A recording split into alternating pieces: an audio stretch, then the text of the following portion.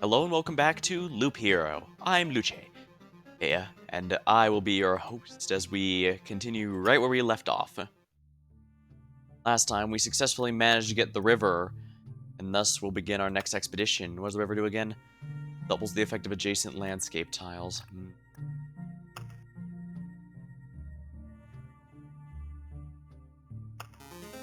Guess oh yeah, I was wondering why I was doing 2 again, but then I remembered why. It's because each boss has 3 levels of dialogue.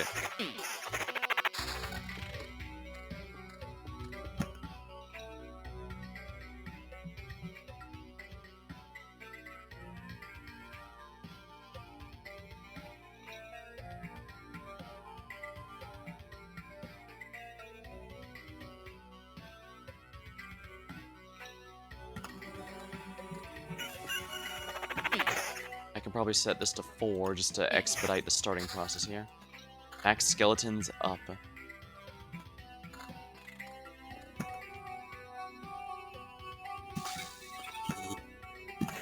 Oopsie.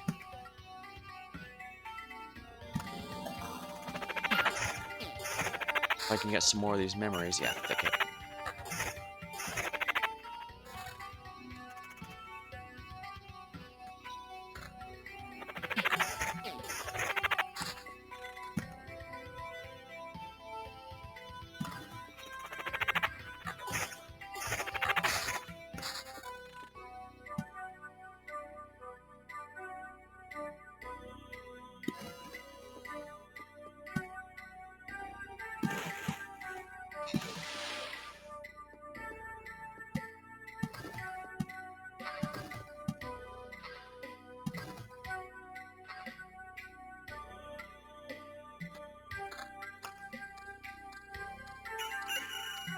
Oh, the river's just a rock so far, but it seems I can only place it on the edges.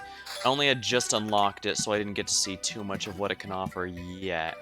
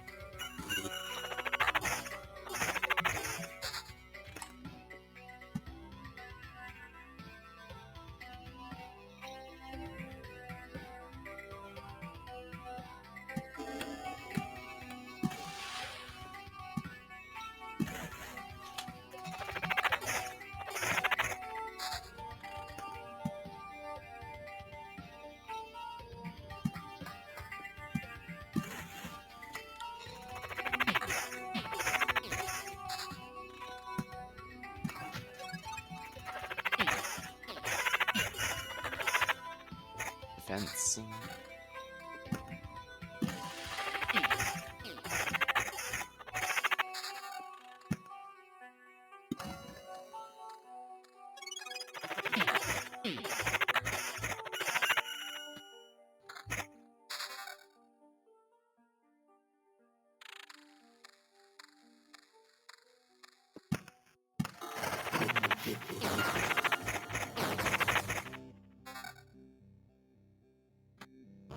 Skeletons. Okay, good.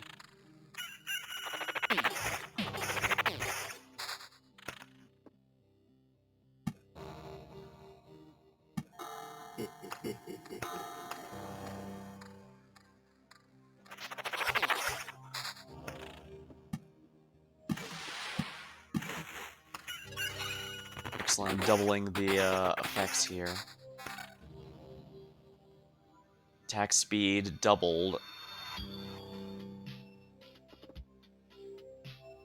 Alright, so this is double, so 2, 4, 6, 8. Attack speed. At 29%, that's pretty good.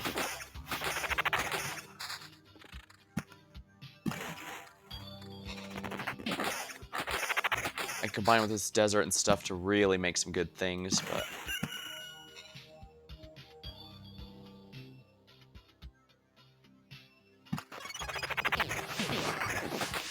I want to stick to the big ones because the forests are going to be a little painful to deal with.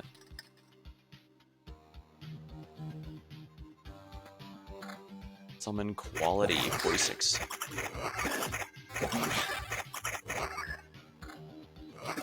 Alright, good. The summon skeleton level is almost at the...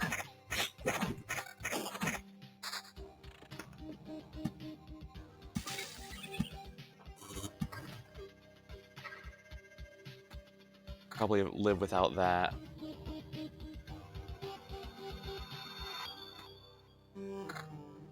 But evasion goes higher.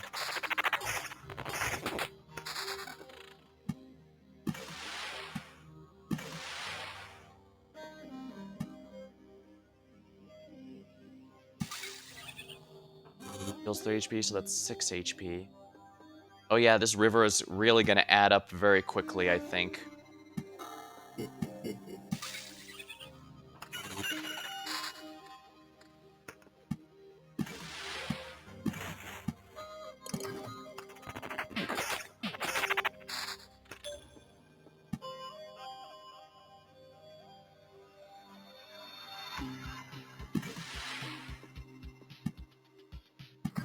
Here we are.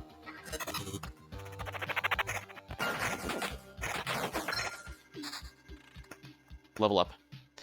Shield of Faith. Each time a hero kills the enemy, receive a stained glass window.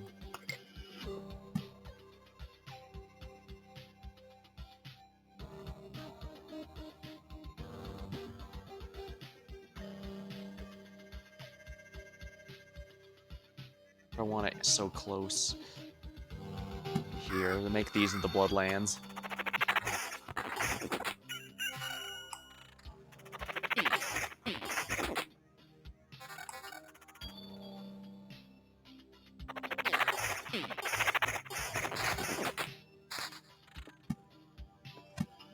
Bloodlands, there we are.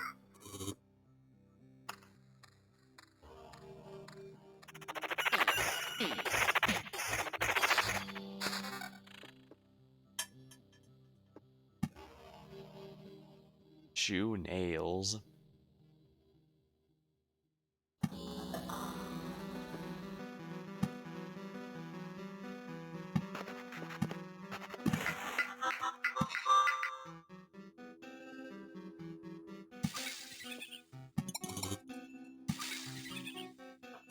Okay, yeah, that's a really big jump. That's 33 to 6.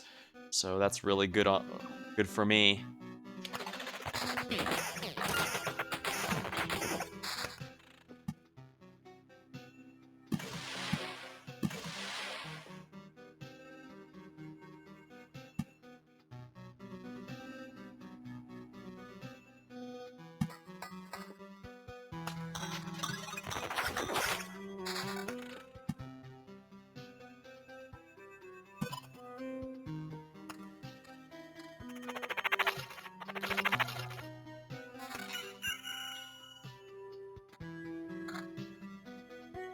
Go down with skeleton level up.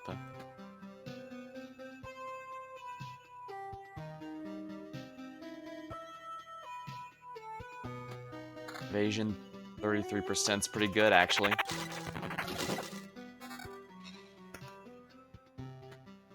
Actually, that's going to be even better. Skeleton level will keep up, and my attack speed's even better here.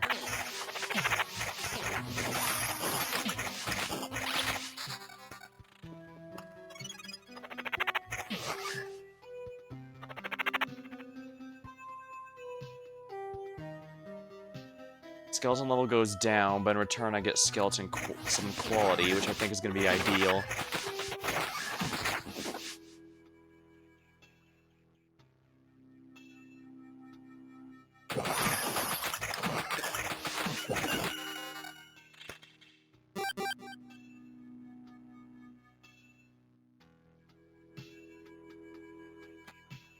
Here.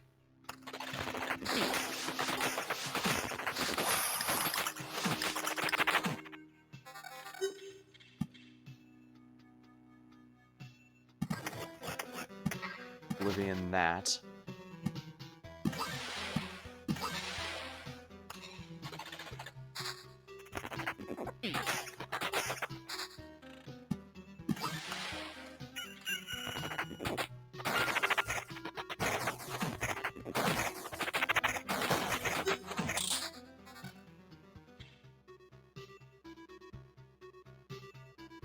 Evasion, summon quality. Okay, this better for this one, so let's go there.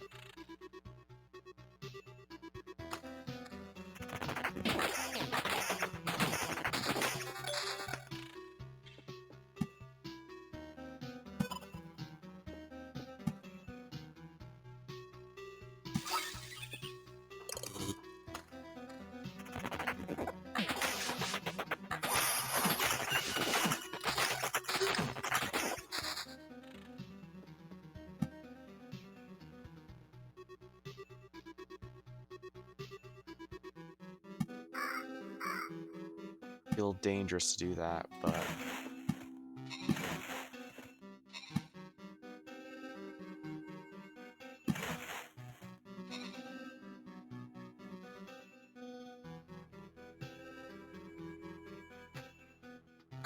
alright, yeah, loop some skeleton levels.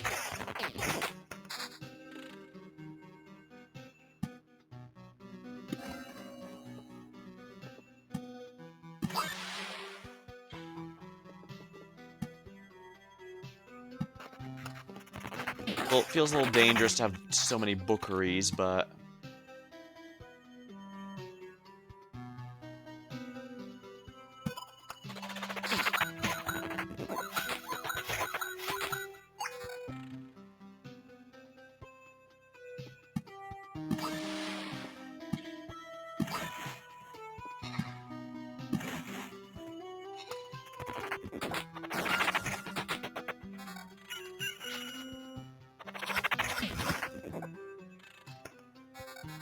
ooh, level 6s. What does this give me more?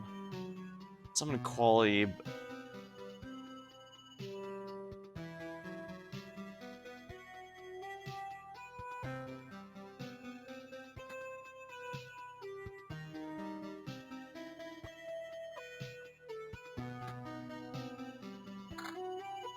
Alright, we'll go with that, just so I have more skeleton level here.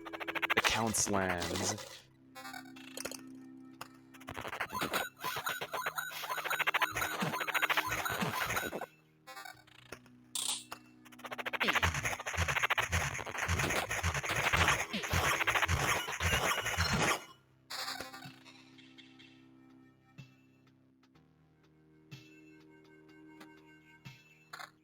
Going to level up. Visions of the Dead. Treasure Hunter, chance to spawn on top of a kill dead. Treasure Hunter.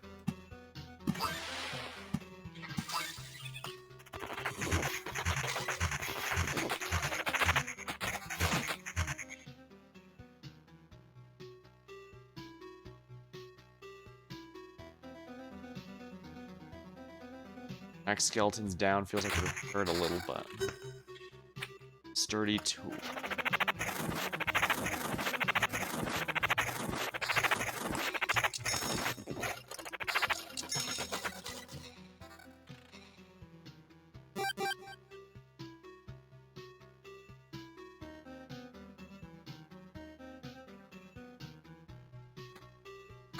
A little less, but higher evasion.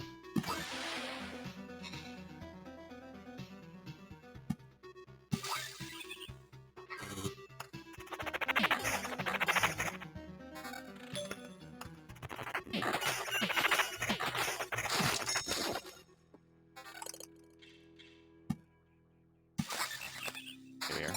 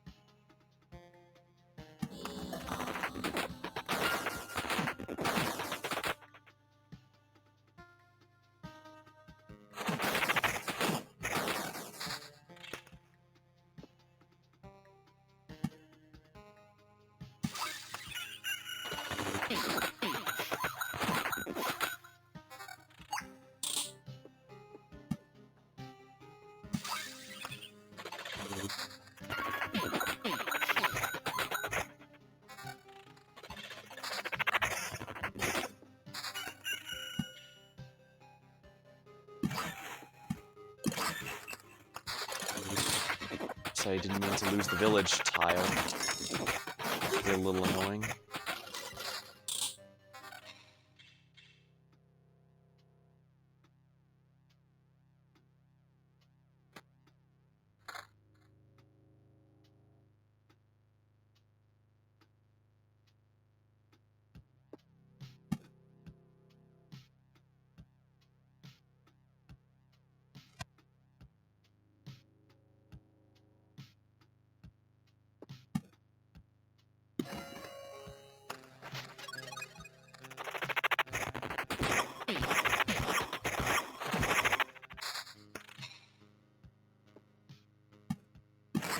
Here.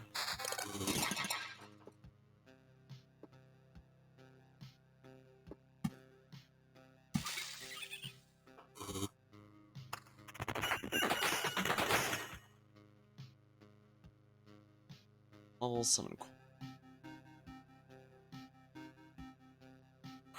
Not a big enough bonus, unfortunately.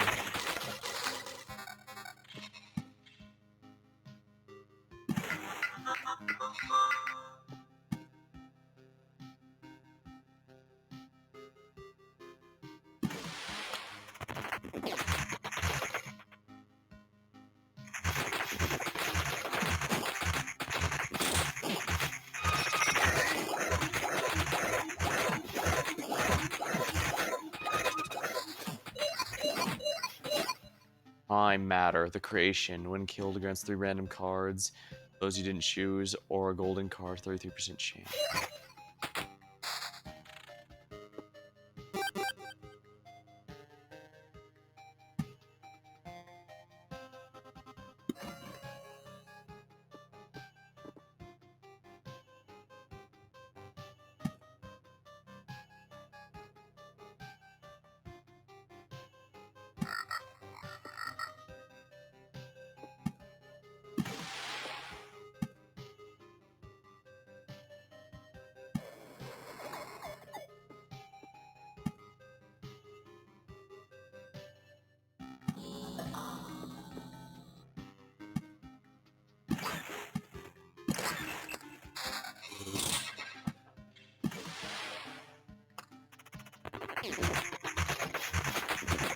I probably want to spawn the boss on this loop, just to be safe.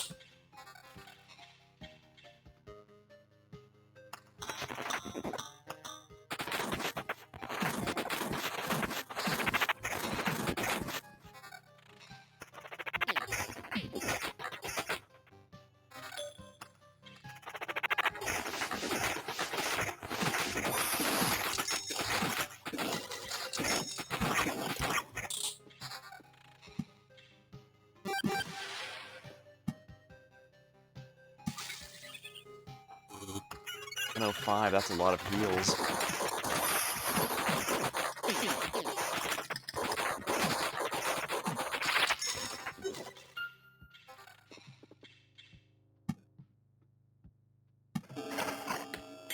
Here we are. The priestess has returned.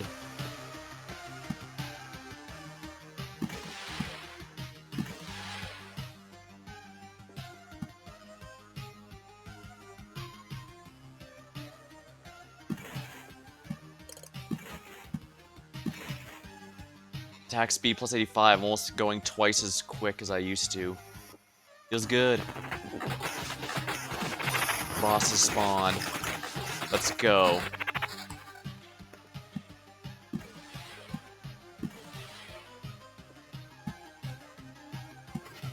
I can Oblivion that, so I don't think I'll miss it.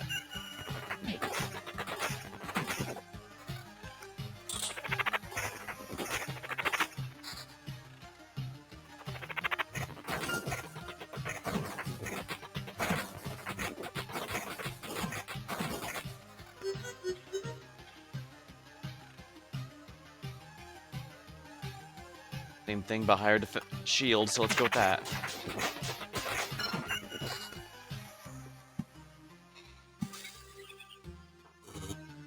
Eh? So this is the River Effect stack.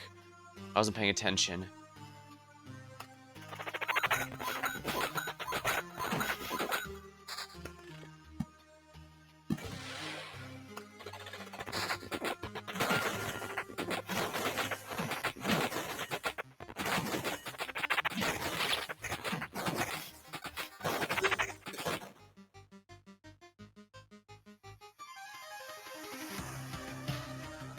Okay, yeah, that's a much better skeleton level, I think.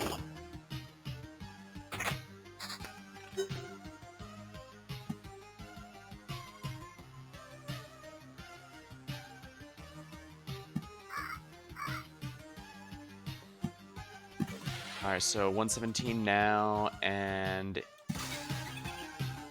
129. Okay, so yeah, they do stack. Wow. That means I can get some really crazy stuff. Ooh, and I leveled up right before. Counterattack whenever you direct each allied skeleton will attack immediately. The hero gets loop speech time about. Let's counterattack here.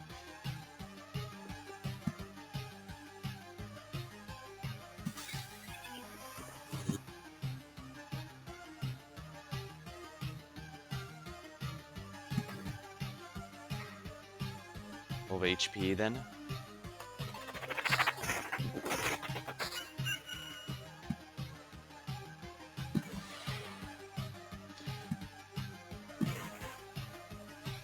Yeah, that's a really big attack speed boost.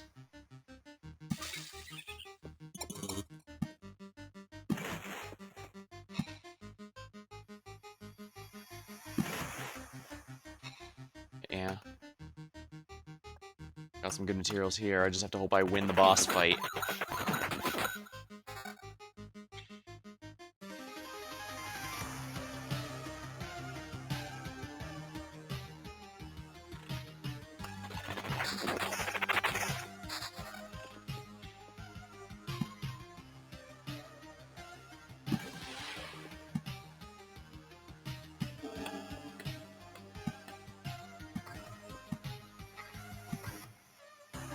Oh yeah, that's been a big boost to my health there.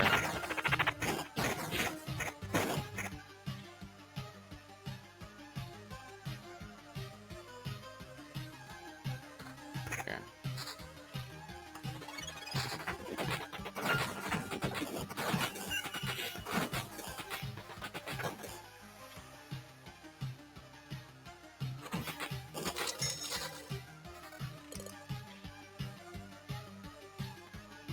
Yeah, I think that's gonna help a little.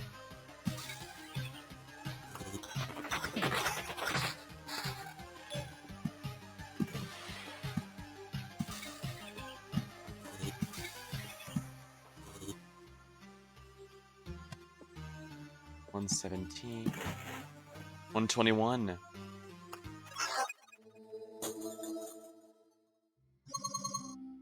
Could you please stop? I refuse. To arms. Well, I do give her props for asking nicely, that's for sure.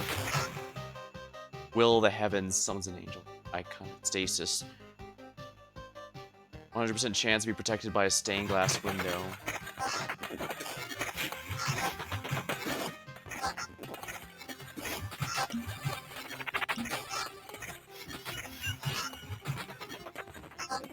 Hey, you're not the only one who can summon stained glass windows now.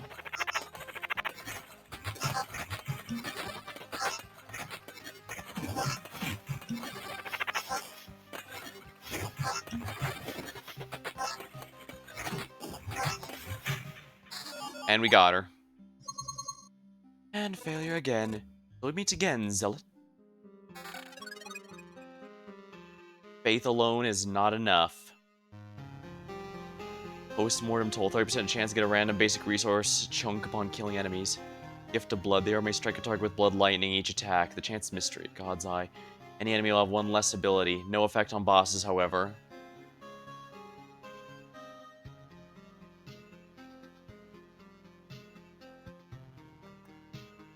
Gift of blood. We will retreat and take about...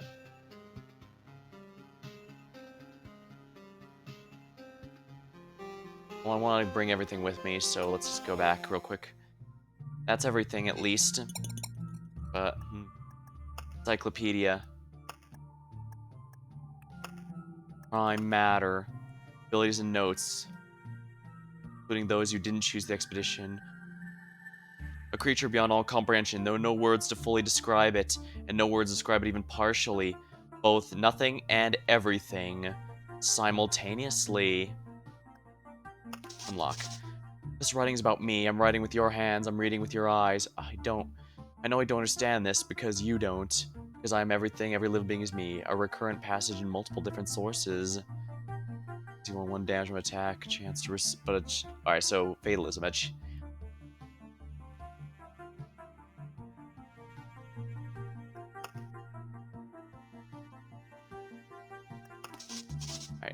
Still can't get any sleep since the incident. I stumble into bookshelves all the time. I merely had a common autumn cold. Nothing special. I just needed a tissue. That page just happened to be at hand. I thought it was already torn when I took it. I swear it's not my fault. I was drunk and now it's following me all the time. A strangely written note. Mr. Badar was found dead at the city library. Cause of death, an old book fell on the shelf in his head. I recommend closing this case. No need to rush. I won't learn a new spell until I win 10 more duels. Now I couldn't resist. Every new spell is even better than the last. What a wonderful book. It's just magical. I'd be dead if I hadn't whispered the formula for protecting charms. I promised to restrain myself, but why would it do that if it cost me my life? That was the last page. I'm smarter than the book now. I've made a new spell. More powerful than anything else in the book. I glued the new page inside. Maybe the book will like it. I got what I always wanted. I won't be long for this world now. Memoirs of an unknown sorcerer. Young Gavin took a mysterious book from the dusty shelf. Gavin read. He froze in place, his thoughts racing like crazy. His eyes, he's wide open with terror, already going over the next lines. Master Laurenborough, this book isn't reading me. But Gavin's sight began to fade before the question. And he just read could escape his mouth. The notes are reading you right now. Huh. Some of these are pretty creepy, to be sure.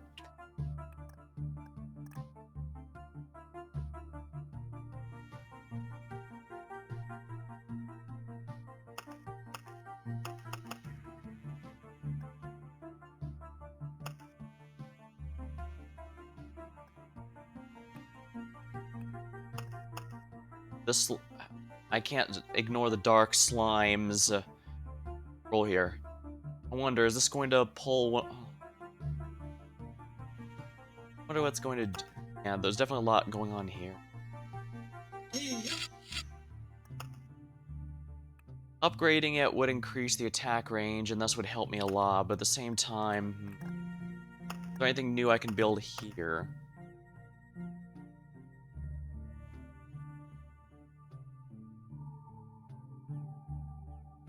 War camp. Obstacle course and training dummies increases the outpost card.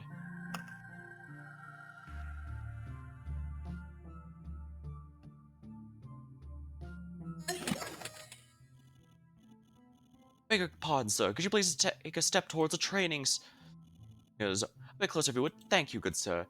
Now get in line, Rookie. I'll teach you how to fight properly. Okay, I'll work you to the ground. I'll tear out your soul to make space for muscle if need be. Some might call it torture, but I call it efficient education. Ah, so she's one of those nasty drill sergeants. Increases the hero's strength by 4%. Unlocks outpost. Upgrading this will make things a bit easier going forward. I'm honestly not too worried though. It's 20 HP after revival.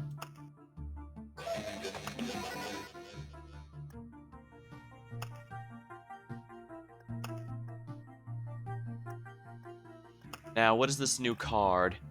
Soldiers from this outpost are always happy to help a traveler. Not for free, though. Adds a guard on your side of the adjacent battles. Payment, the outposts take away all yellow and orange items dropped in the battle. Alright, so that'll help me fight if need be.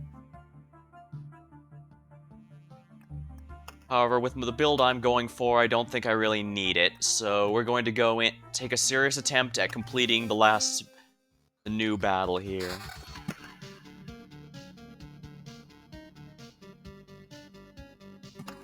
Oopsie. Well, that's fine. I'm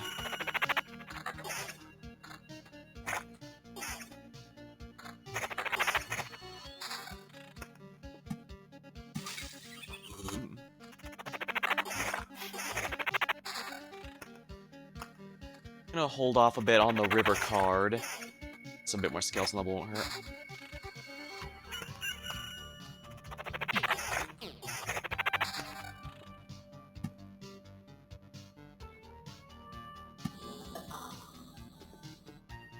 Alright, now I want the mountain.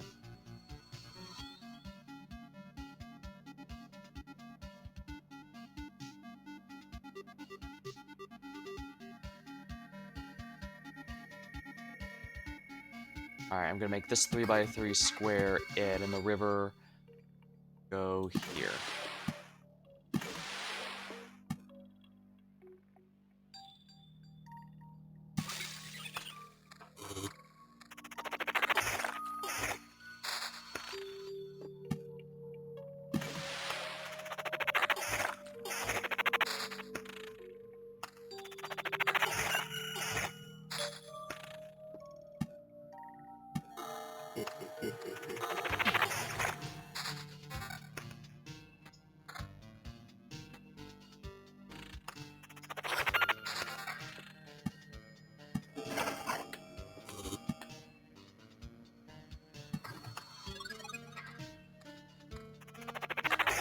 If I get the river here, will that double the entire mountain's bonus or just part of it? Because that is not an insignificant difference, I'd say. I think that's going to be a little helpful here.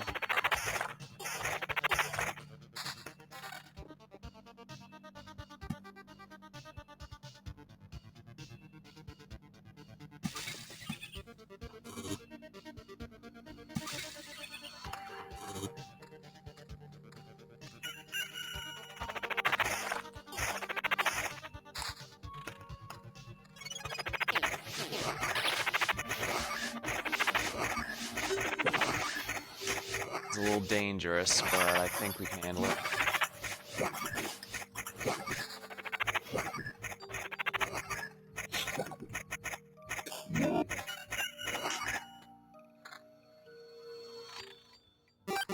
Oh, nice.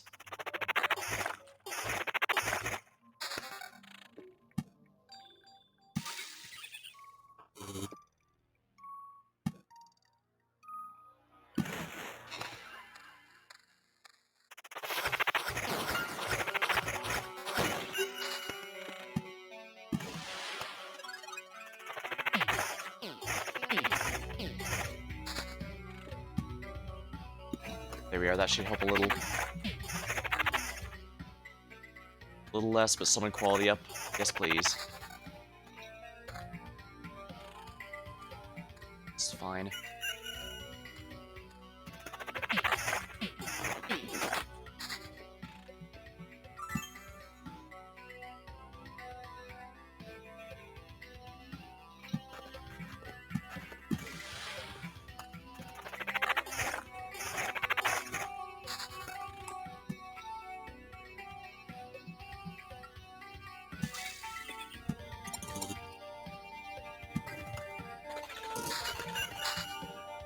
I didn't mean to lose all those, but that's how the cookie crumbles.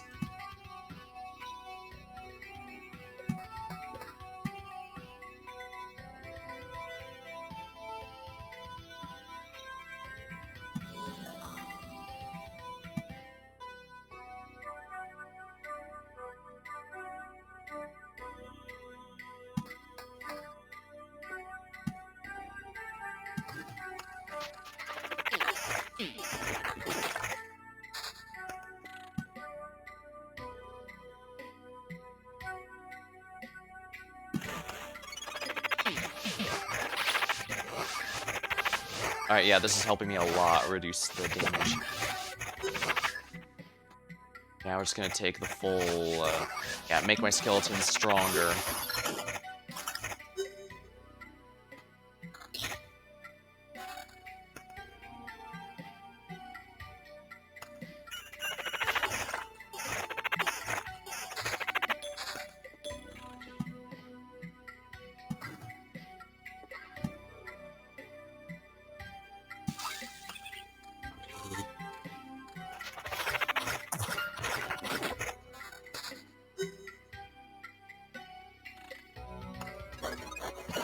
Okay, the Count's lands are complete.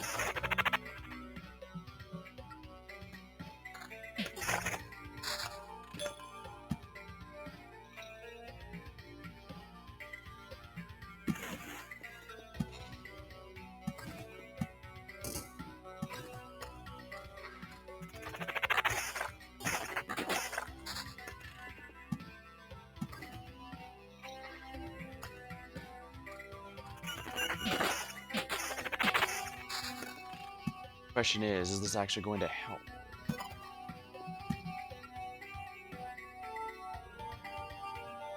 Oh, and I leveled up. Let's go grab this. Residual heat. Each allied skeleton heals the hero when it dies. Edge of the impossible. Some hard control. Ooh, 1 max skeletons. Yes, please. That means less max skeleton focus I need for my gear.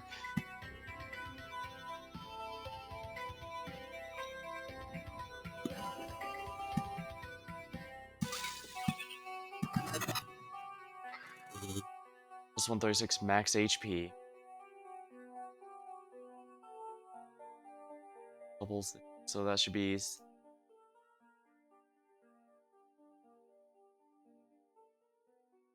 Yeah, alright, so it only doubles at once, it looks like. If it doubled...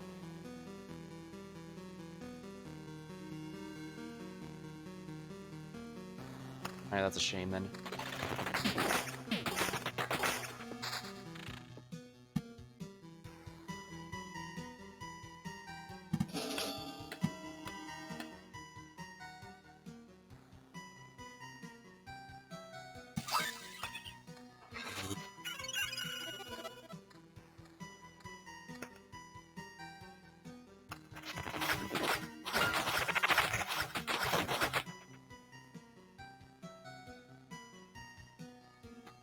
Bit of everything, so that's an upgrade.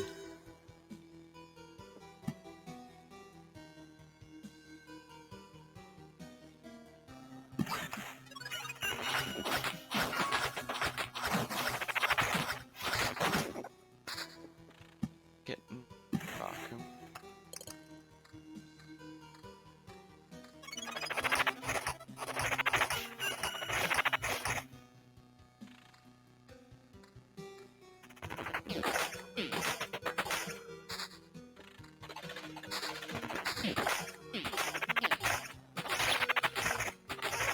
Press done.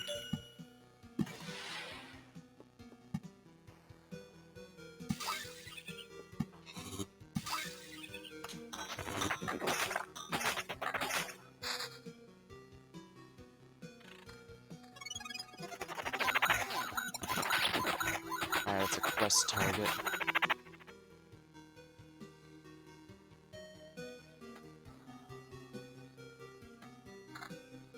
Four.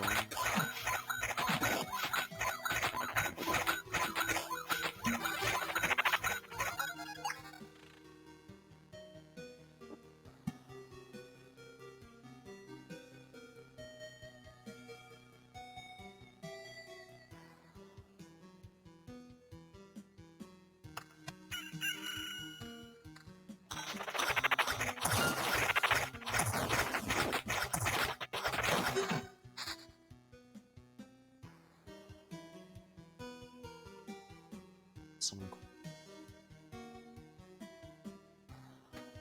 Guess I really do need to get some of this stuff.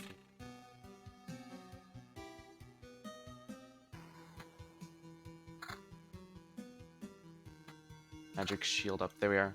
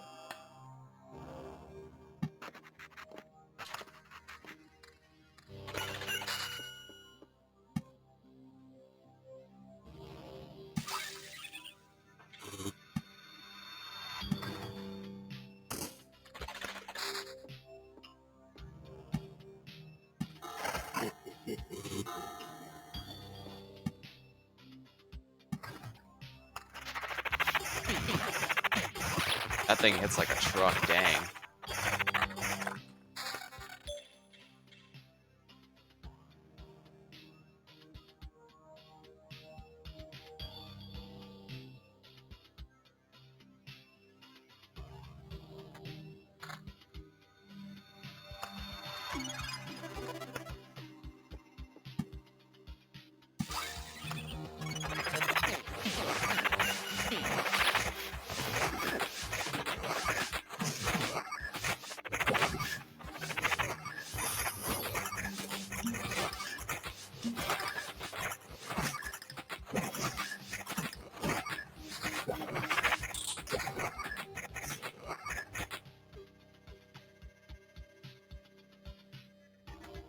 Oh, even better for this one.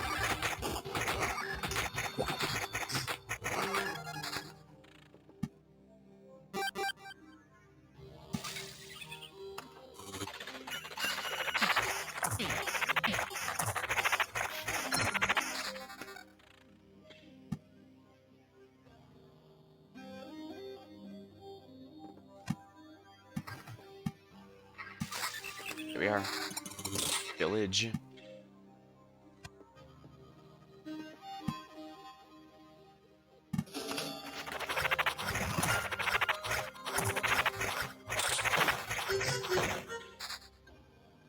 Attack speed.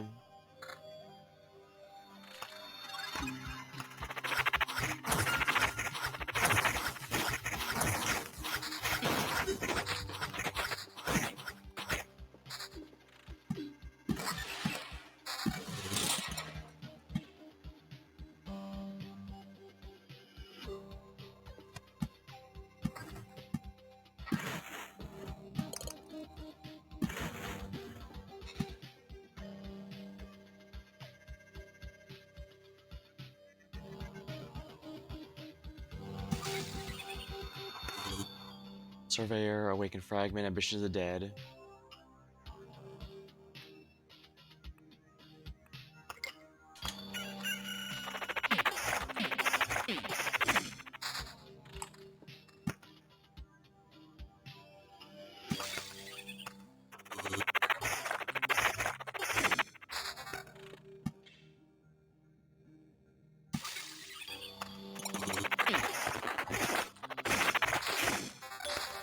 Yeah, the Bookery being able to replace these things is just really nice.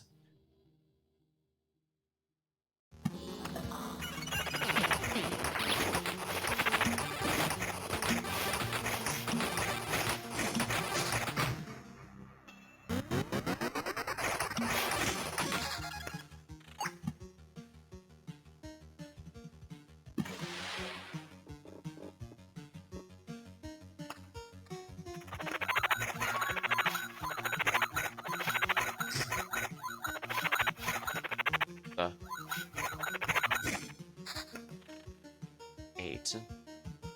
Skeleton level up, sounds good to me. Skeleton's evasion.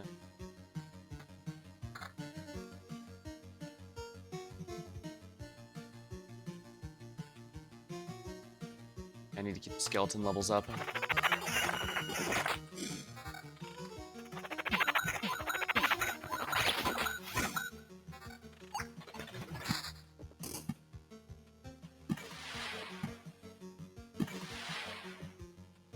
Hello Ryzoon, welcome to the stream.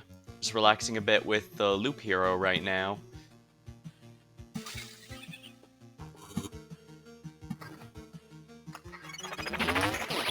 Ooh, a tome.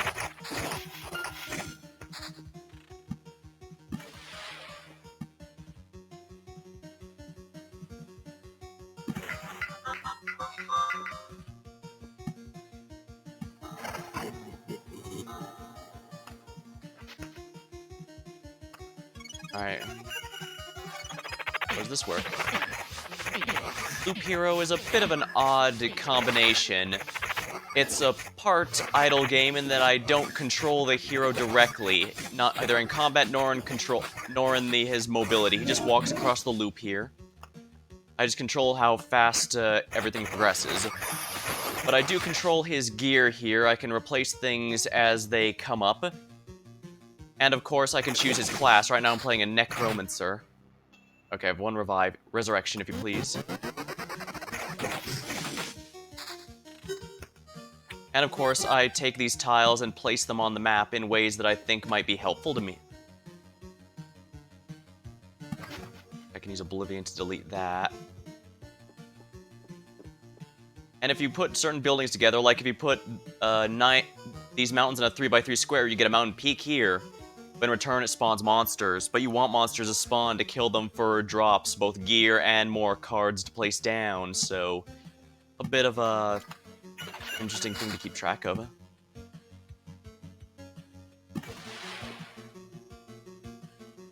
How do you say Necromancer again?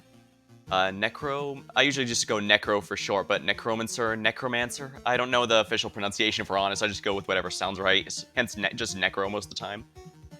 But yeah, you can also be a warrior, which gets stronger the longer a fight goes on, so you can easily snowball, especially against bosses. Or you could also be a rogue, which obviously specializes in fast-paced combat.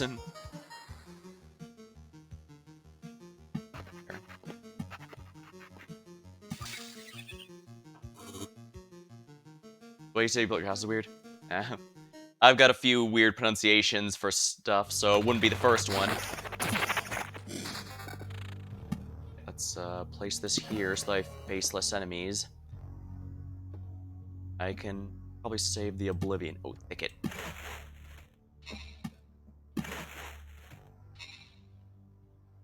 Yeah, regular background stuff like forest, mountains. I don't have them right now, but I also have desert tile cards.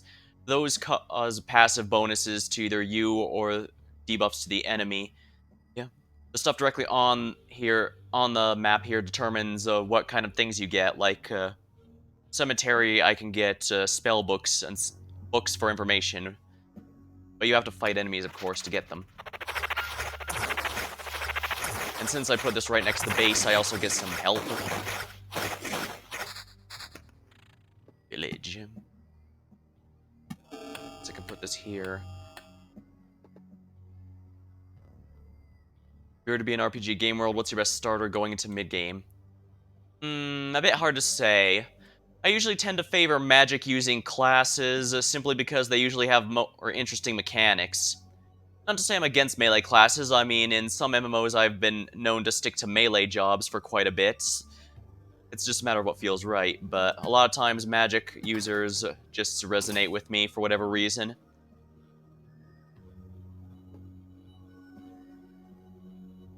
Alright, let's see.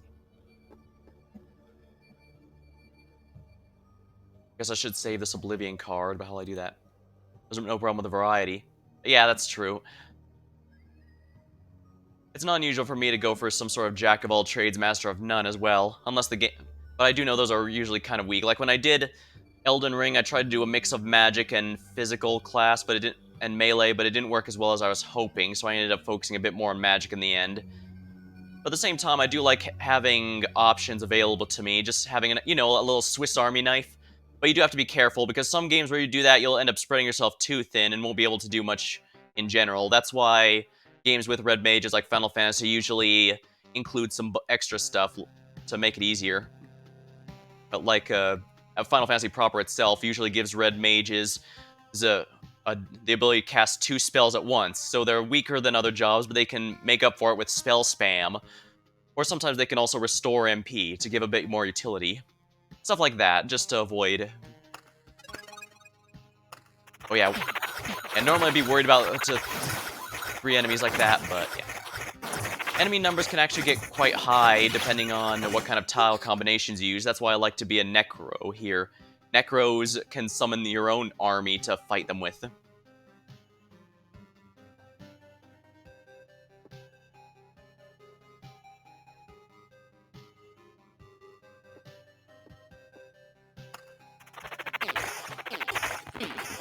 Alright, summon quality goes up, evasion goes up. I want to put it here then. Level. I do want some higher summon quality. Let's go with that one then. It's a bit of a risk, but I think it's going to be worth it in the end.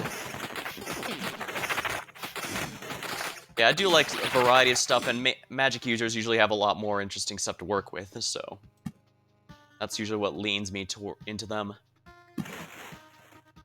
The river doubles the buff of all adjacent tiles, so normally here the thicket gives +2 attack speed. All of these +2 attack speed, so if I stack a bunch of these here, that's +2, 4, 6, 8, etc. But since these are near rivers, these go to +4 attack speed, so you can kind of see where I'm going with this. Meadows normally heal 2 HP at the start of the day, but if you put it next to anything that's not another meadow, it becomes 3, which of course gets doubled if it's next to the river like that. It's kind of a dangerous art, but gameplay is really fun. Yeah, I know what you mean. It's very rare you'll run into a heroic Necro as well, so that's another reason I kind of want to play it a bit more in this game. You just don't run into the player being able to use the Power of Death for productive purposes, you know?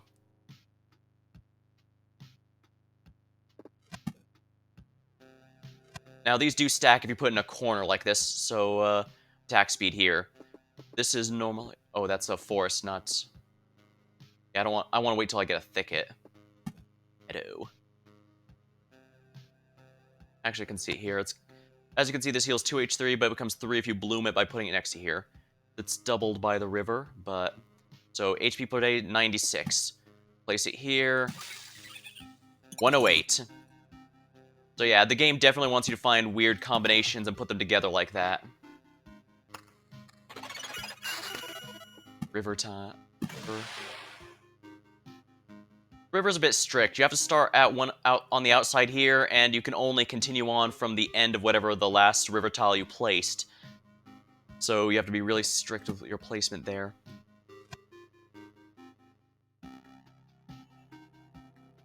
I don't want to put another one or I'll accidentally spawn. Yeah, because some of the tiles here, like the bandit camp, these spawns for every 2 villages you place. A goblin camp spawn for every 10 mountains you place. So you definitely want the max HP boost from mountains, but you also want to avoid getting overwhelmed because goblins attack you in high numbers. Ah, thicket. Excellent. Alright, so attack speed, +74. +82.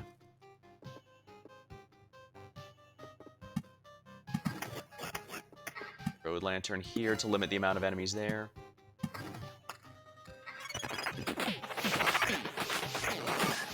Won't surprise you that Necros usually don't have very high HP. In fact, they don't equip armor. They get magic shield that regenerates at the start of every battle. Ooh, what's this here? No skeleton level, though. Skeleton level goes up, though. And summon quality. Yes, please.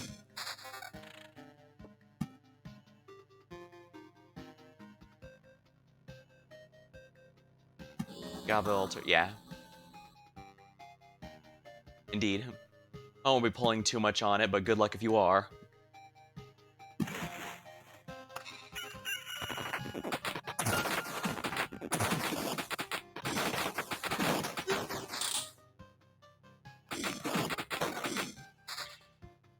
Some level, evasion, attack speed. Don't think I want to sacrifice some quality though. Treasury. Now that looks promising.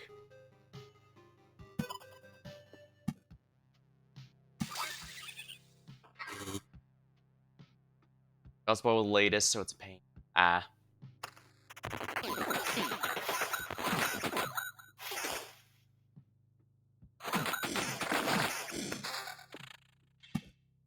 So I definitely want a Bloodlands here. I'm gonna want over here. Alright, and the reason you do these excursions is because you gather resources that then gets taken back to your home base, and you build up your base with that. Beastmaster? Yeah. It's not common in too many games, but it's one of those pet classes like Summoner.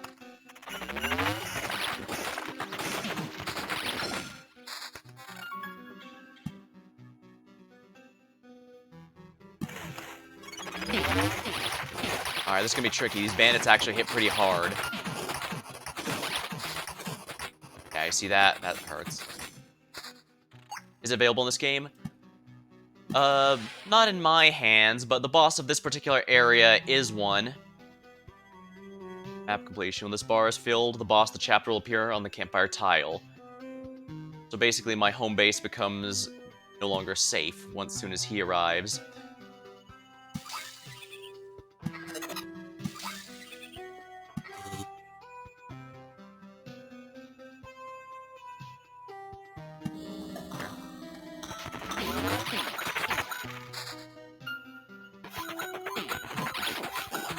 Alright. Right now I've only unlocked 3 classes. I don't know if there's any more. There might be, but I have to build up my base more, because the way you unlock the jobs is, well, specifically that way. Crap. And here's the big problem. If you die... Alright, so if you retreat at the campfire tile at your home base, you take all resources with you. Crap, I lost an exquisite mirror. If you leave, but it's not in the middle of a... If you leave, but you're not near your campfire, you only keep 60% of resources, and if you outright die, you only get 30%. So that's a little painful.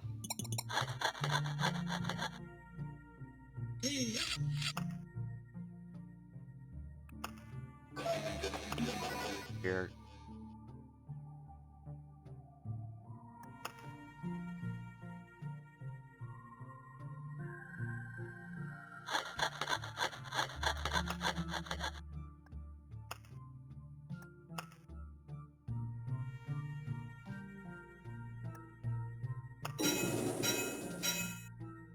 Some buildings can also be upgraded to get me new stuff. Let's see here. Can I build anything new?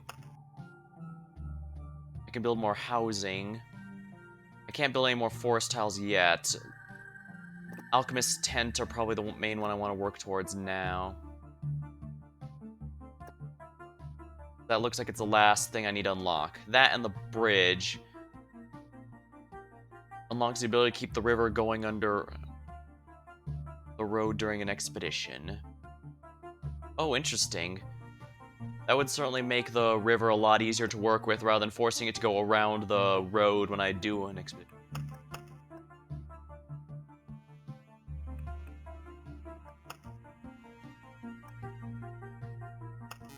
I'll do the second one here just to give some examples of some... Right. Oh, I went with the rogue.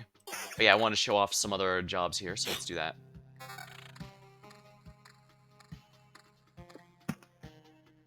Ancestral Flower. Oh yeah, I forgot to change my deck. I have a different deck for melee classes like this. Show off him. I guess so. Alright, so I need to save room for a 3x3 area.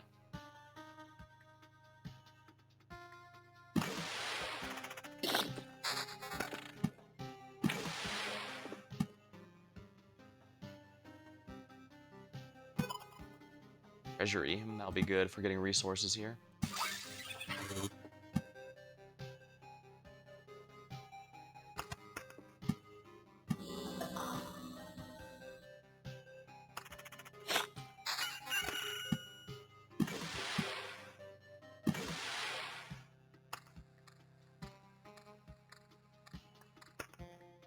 I usually put it to 4 times speed early on since everything tends to move rather quickly. You can see here. But of course...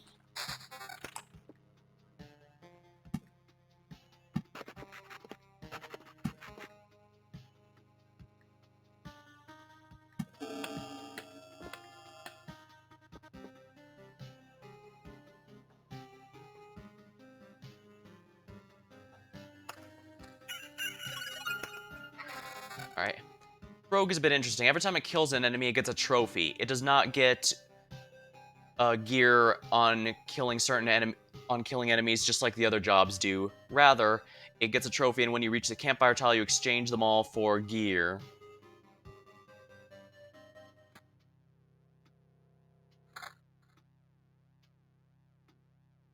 It is absolutely an all-out offense class, so you definitely want to push damage whenever that's an option.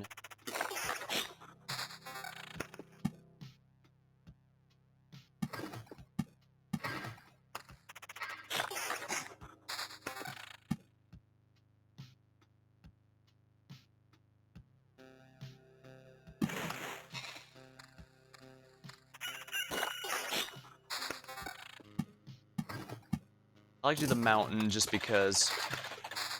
it does replace my, That's good to know. So it can replace the gold card. You're only allowed one gold card in your deck, but it can be quite helpful.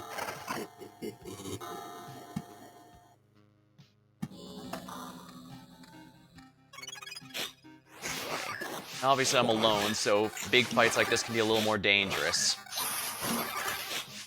Now, there are some options, of course. I can go with some high evasion so they have trouble getting me. I could simply I can go with weapons that give attack to all. Yeah, damage to all. And pure damage, of course, bypasses defenses. Or I can increase my crit chance and crit damage. Oh, right.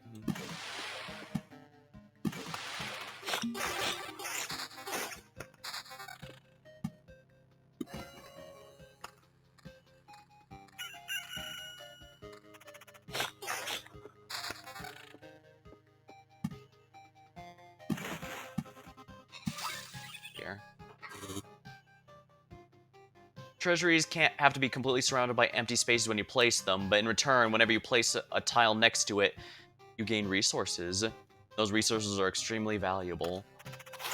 Since, as mentioned, you need to upgrade your base.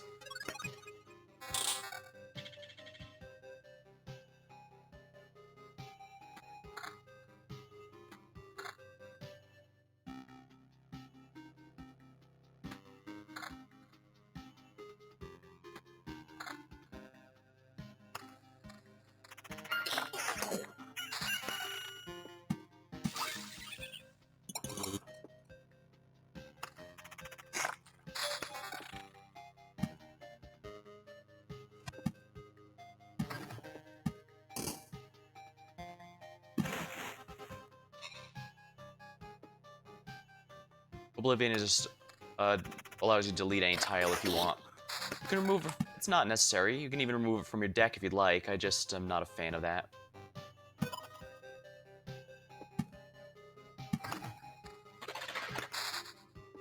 just like having the option to straight up delete stuff, you know? And there we are. Harpy ladies can now spawn. And of course, I now have the goblin. You'll now see those. Vampire Mansion would be nice. The Vampire Mansion adds a vampire to any fights you get in within its range. However, if you place it near a city... Well... If you place it near a village, however, well, as you can see, the Ransack Village, the farmers couldn't fight off a hungry vampire. They'll still fight you off, though. However, after 4 turns, the village turns into the Count's lands, and it says the village is thriving under the vampire's master fencing. Nothing's safe.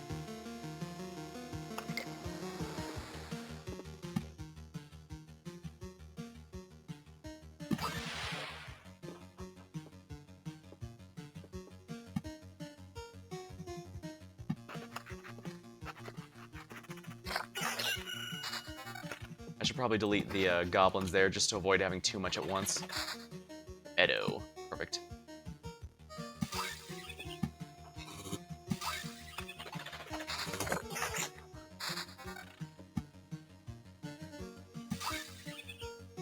Battlefield. Spawns a chest on adjacent tile, and enemies in the tiles around it can potentially become ghosts when they die. And the big thing about... There's a few things that are good about this, but if you put 2 of them adjacent to one another, they become Bloodlands, which gives even better drops.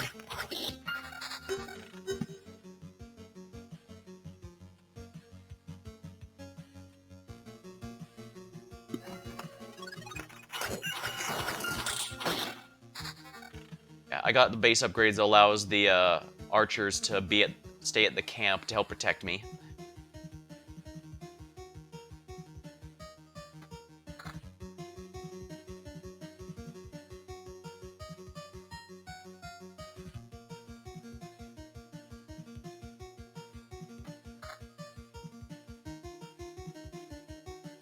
%.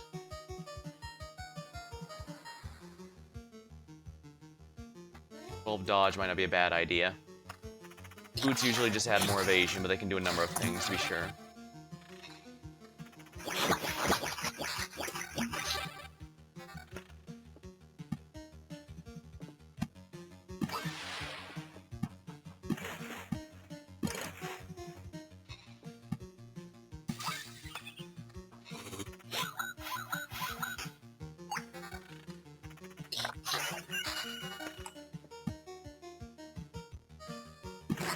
Let's get all these items here then.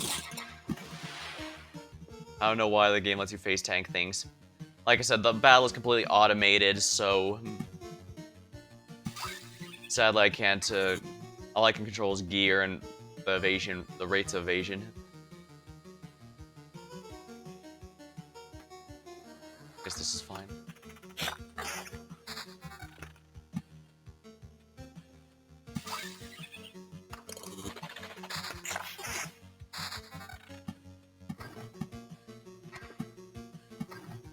Okay, good.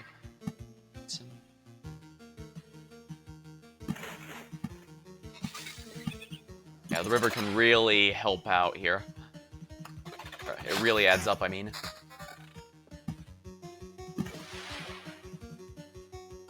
Games give inspiration for D&D scenario. That's good. Yeah. It's a kind of a weird combination of roguelite,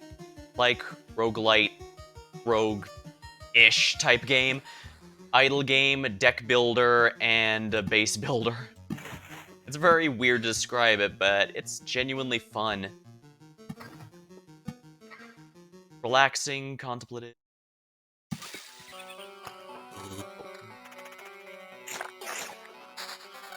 The story is pretty simplistic. Basically, the world was destroyed to the point that everything is just a void, but somehow, the hero woke up and can remember a path, and so with nowhere else to go, he decides, well, I might as well walk across this path, see where it takes me, and eventually discovers the base, and others is there as well.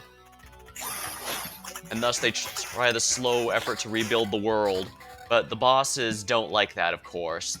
In fact, they're all quite confused as to why this is even possible. Whatever their reason for destroying the world, they already succeeded.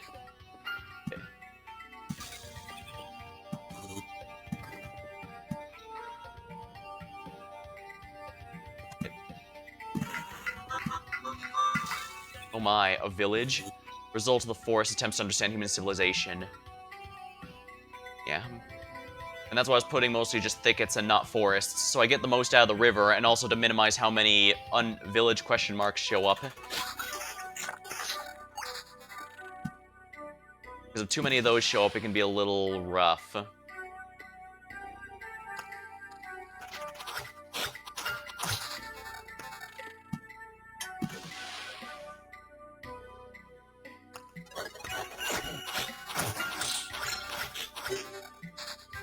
Here we are, meadow. Alright, level 7 armor. Ooh, max HP up a lot.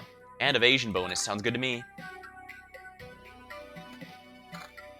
Defense, a little more defense doesn't hurt, to be sure. Just some raw attack. Here. Higher defense, pure damage.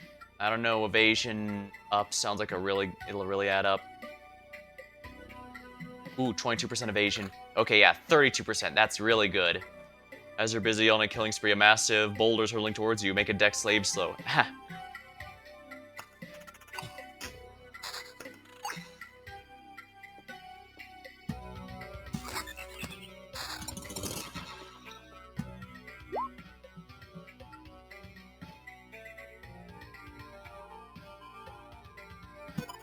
I want that here.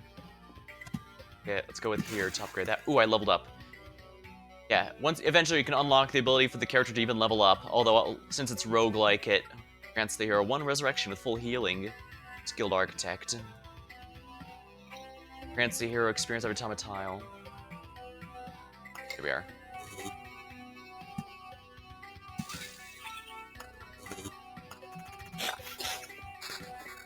Should probably place the bookery somewhere just to make sure. Because once the bookery runs out of the number you see here, it runs out of its ability. Basically, I like the bookeries because A, they allow me to re-roll cards. I replace 3 every time I pass a tile in its influence range. I'm playing Blasphemous. That's another 2D Souls-like, isn't it? I've been debating it and the Salt and Sanctuary series largely since, well, last year I learned to like Souls-likes quite a bit, starting with Sekiro, then with Elden Ring, and Remnant from the Ashes. So it's definitely a consideration, yeah. There's a number of things I'm specifically hoping to get to this year, including a few simple one-night events, like some game jam games and stuff. I'm hoping to have some nice variety here.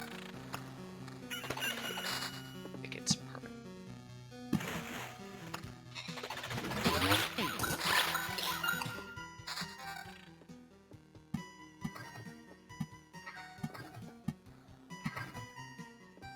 Hello.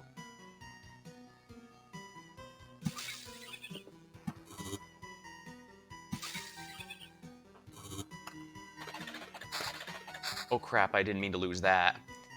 Oh darn, only so much I can do about it though.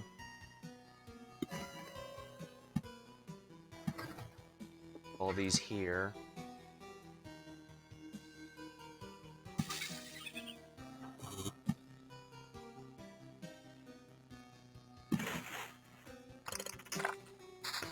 Ooh, perfect, another river tile. Ooh, and I leveled up. Marauder, fighting against 3 or more enemies will grant you additional trophies. Old Scars, 1 max HP for each trophy since this one's really good if you can get it early, but that doesn't seem... But I don't think I'm going to be able to get it early.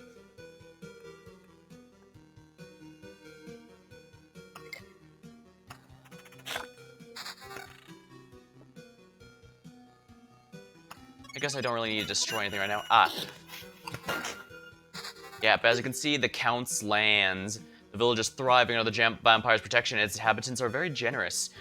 It heals you more HP upon entering, and quests always give you better rewards. So you have to, weirdly, you want to have to deal with the ghouls and the vampires taking over a city in order to make them better. A bit morally questionable, I suppose, but it is something interesting that the game has you thinking about.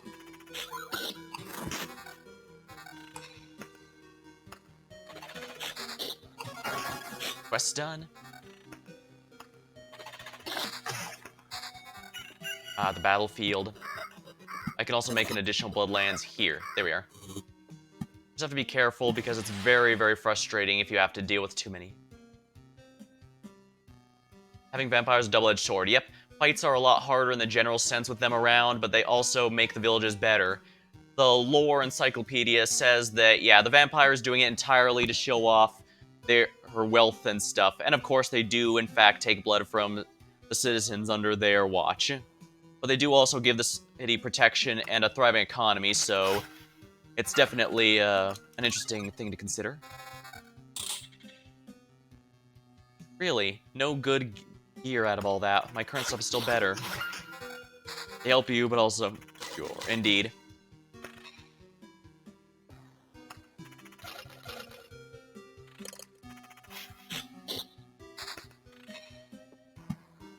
And I'll put you here to show you, but as you can see, they do not affect the village question mark.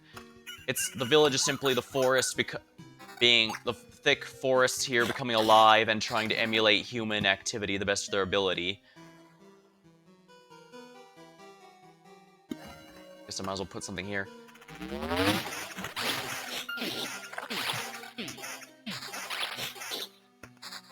Village.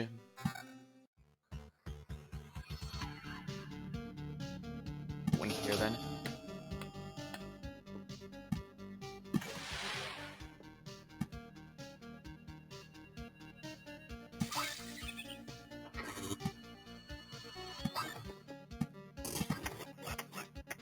Guess I shouldn't have done that. Smith's Forge. I can exchange some items in my inventory for a shield that increases my defense for a few more hits. However, in return, the Smiths use those items to make very powerful units.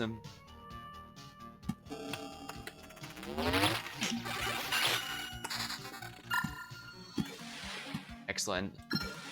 Of course, because this is a deck-building game... Oh, nice, I leveled up. A Shield of Faith, sounds good to me.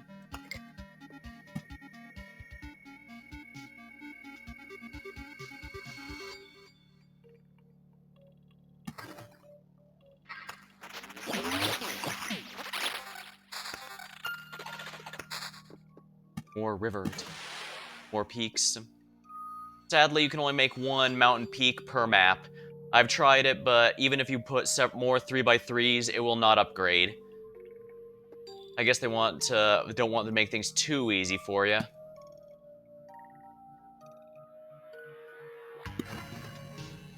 Indeed sad.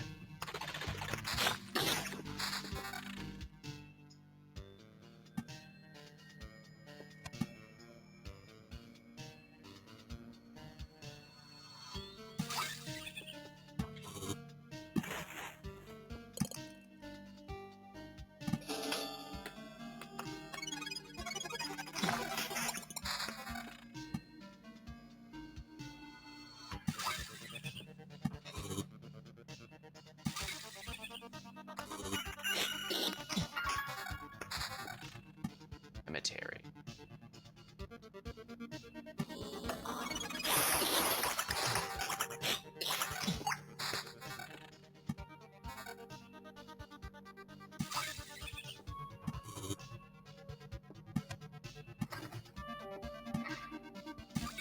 Oopsie.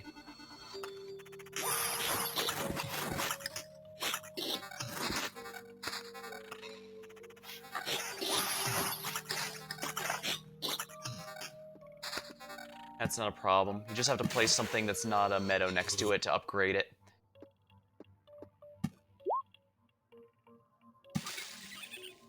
That little patch of land is so lonely. Well, not anymore, at least. But yeah, that's precisely what the problem. You don't want it to get lonely.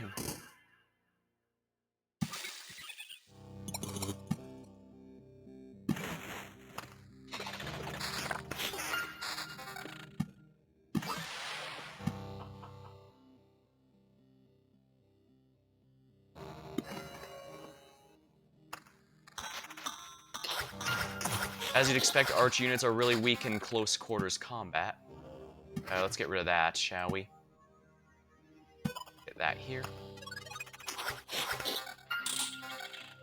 Oh, excellent. Attack speed, attack edge defense. That's a nice upgrade, so we'll go with that. 9. Damage to all, crit damage chance, sounds good.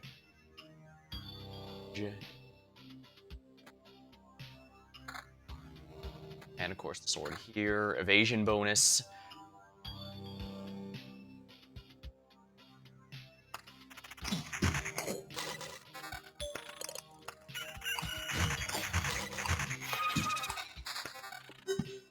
Here we are.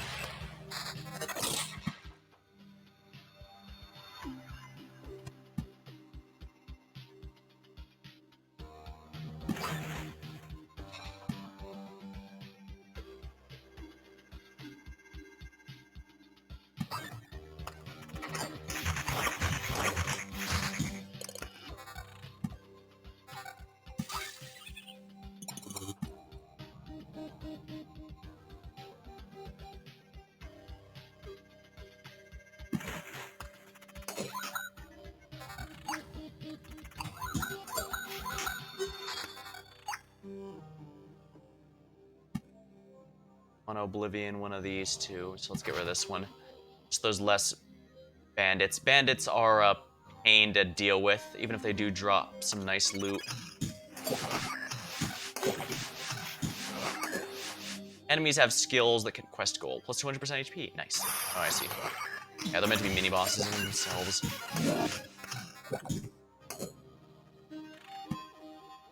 There.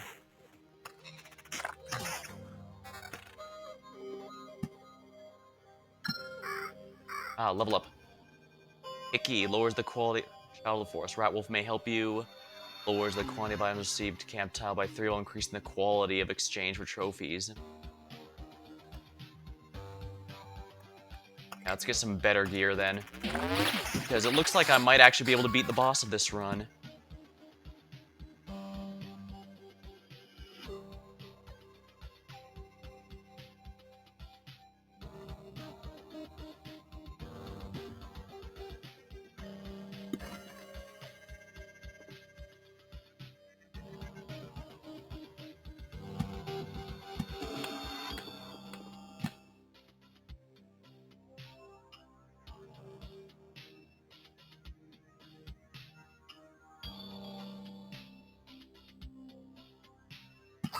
Here. Oh, excellent. More river tiles. These are precisely what I was looking for.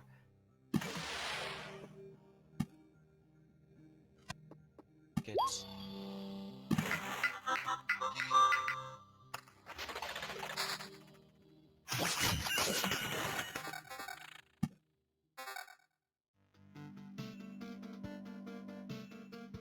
Oh, perfect.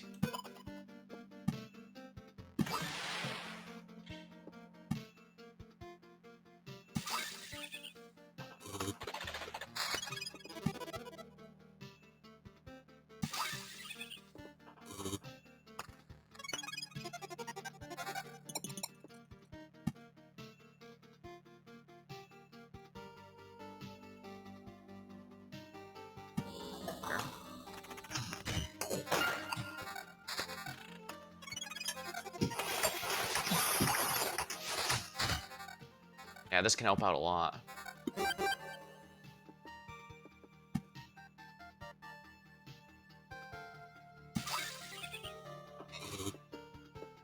Vampire Mansion.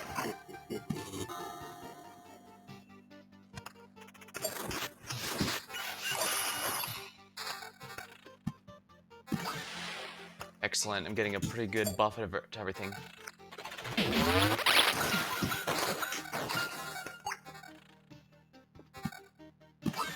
Now, the boss, I'm gonna be honest, the boss of this area, last time I fought him, kicked my ass. But this time, I'm feeling pretty good. About my chances, I mean.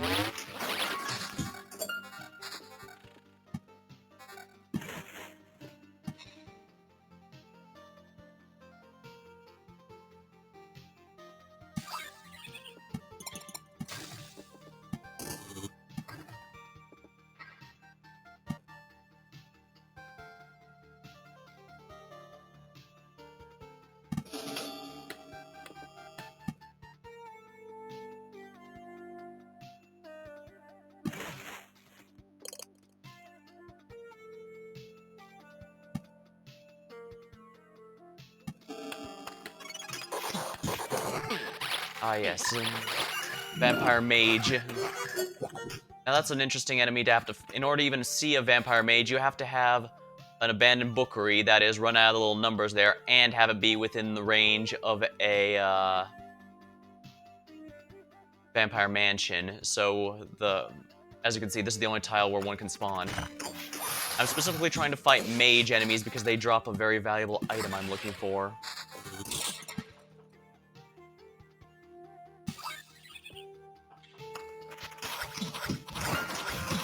Oh boy, the living armor. Steel flesh. All damage done to this creature is reduced to 1 HP. Quest gold defender always becomes the first target in battle. Counters. That's a little bit of a pain. Oh, wow.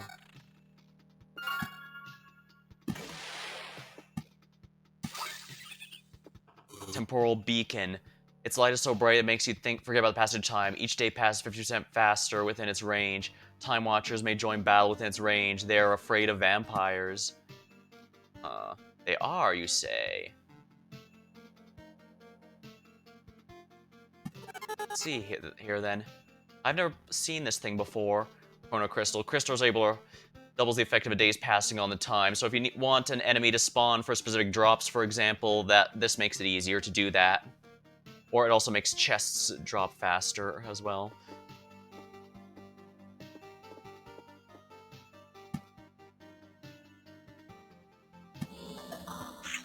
Here it is, the boss. Alright, one more for a loop, so let's make sure it counts. Evasion bonus, 11. Let's see here. Damage to all, attack speed, evasion. Yeah, I think these two look like good weapons, don't you think?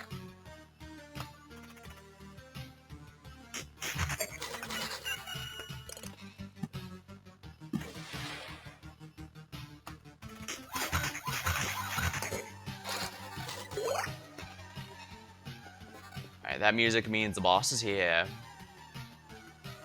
All you guys do not die. Indeed, but once you see him, you'll see why he's a little annoying. 80.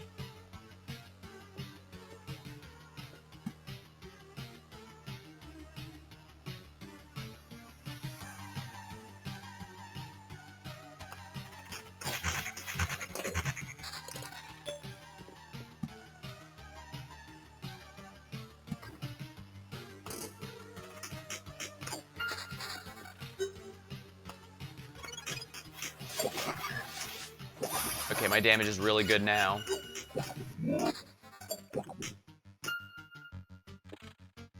Oh, an ad. I was wondering what you... Sorry about that.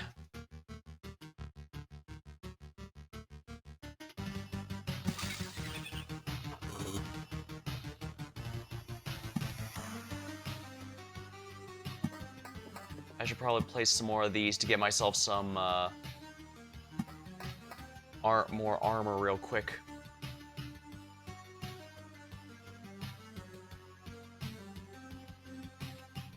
I'm pretty sure comp set. Oh, what was that? Oh, that's a new enemy.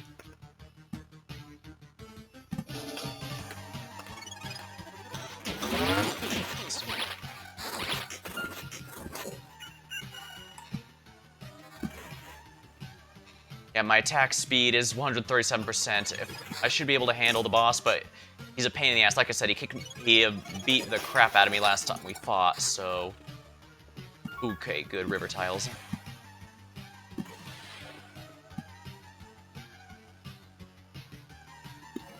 Reduce that enemy count a bit.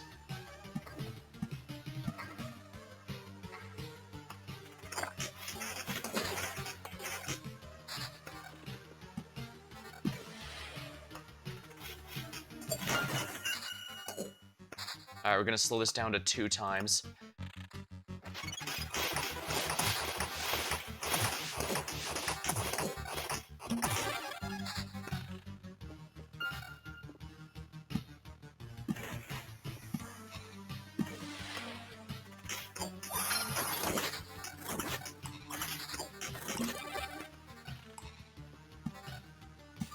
Here we are, more mats.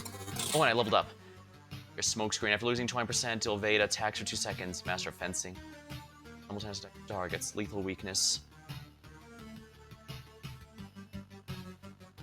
Master of Fencing. That's probably going to be extremely useful.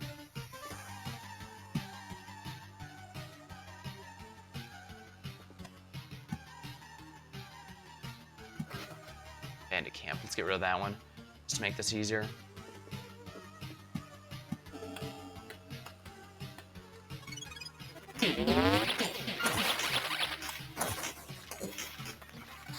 Oh yeah, books have shields. That's a little annoying.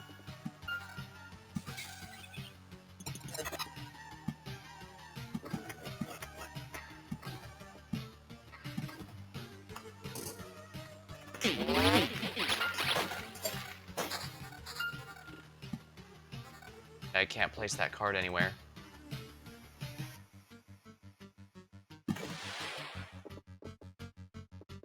Fortunate.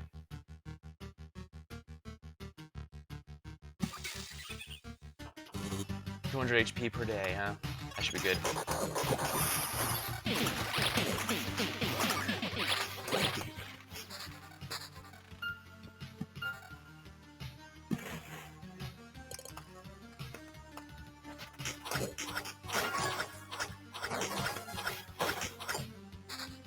Alright, here we are.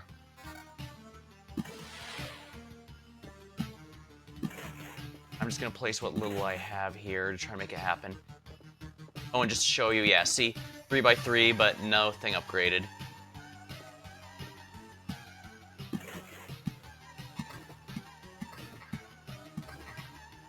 Here we are. That's the best I can do for now.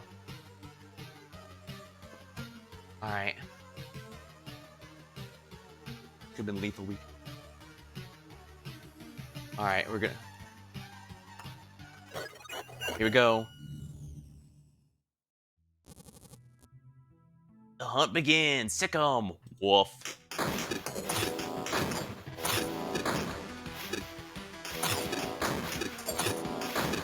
Yeah, Pack Sense. Gains 100% damage buff and heals 30% each time an ally dies. Jaunt. When hit 3 times in a row, escapes to the astral plane, distracts attackers from itself. Returns after 3 attacks, dealing critical hit.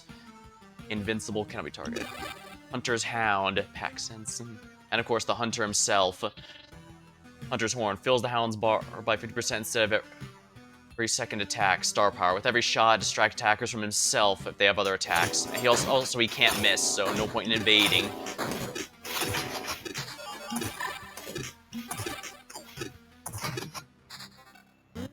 do have one revive. We did it!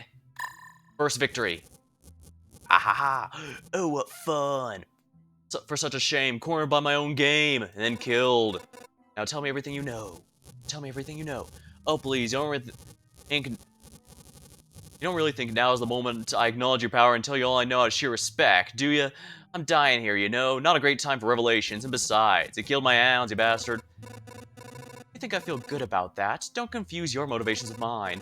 Hope you don't have this annoying habit of coming back to life unharmed, do you? As I lay here dying, a new body's already been made for me in the heart of the greatest black hole. So yeah, I'll be back.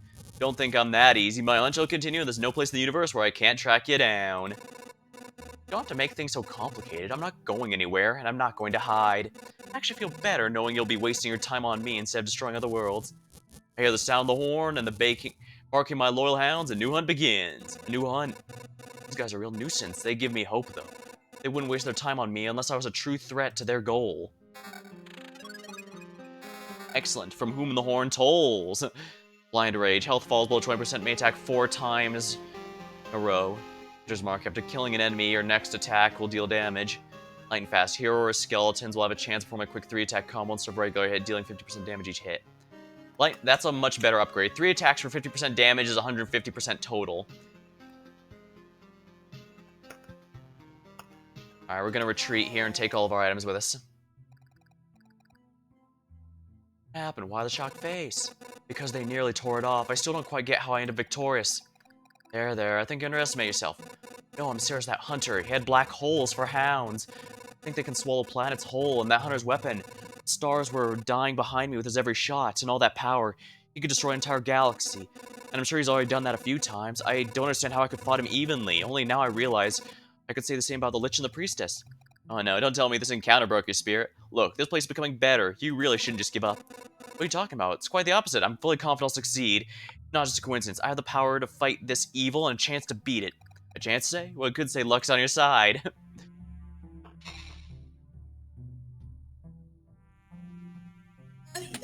Now what does this do? Hero strength. Do I have what's needed to upgrade here? No, I do not, actually. In fact, I won't for a while. I could upgrade these, because in doing so, the towers will help me from further away, which is nice. Then again, starting with just more damage period will make future runs a lot easier. Might be within my best interests, although, it says here, house one. Every resident brings you closer to victory, so build houses. Apparently, this is the main win condition. Let's see, build. I'm still a ways away from the alchemist's tent, it would seem. And I'm pretty sure new buildings will help me more than old ones, so... But yeah, encyclopedia. Might as well upgrade everything here. Or at least what I can. Lumber mills. Yep, lumber mill. The grim but skilled lumberjack prefers his company to the trees and axe. You gain... Basically, this and the farm here help me gain resources without having to necessarily go on expeditions.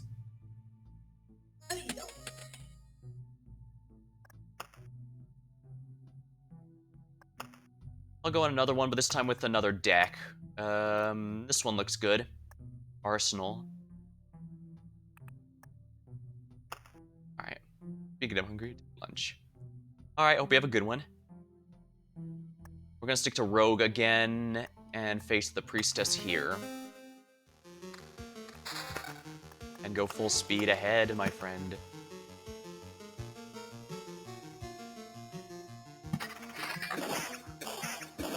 Item quality is a little worse. Item quality down means the items I get are going to be a little worse for a while, but the good news is, as a result, I'm still going to watch. Oh, well, I appreciate it. Or rather, I hope it's interesting. This is definitely one of the more unique games I've been streamed. Ah, here's another one. The Desert. The desert burns everything in its path, not only you. Lowers every creature's max HP. And this does apply to bosses, by the way, so yeah. If you have enough desert, you can absolutely make life pretty easy for yourself. And of course I'm gonna want rivers where oh, I forgot to bring rivers. Never mind.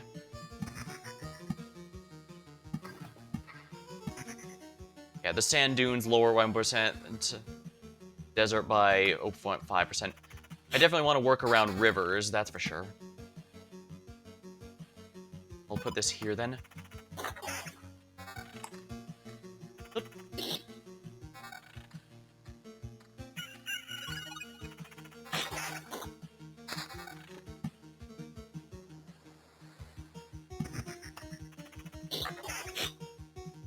Alright, now level 3 boots already. Yeah, this gives me more evasion overall, so let's go with that. A level 2 axe is gonna be stronger. Magic shield. Nice. Oh yeah.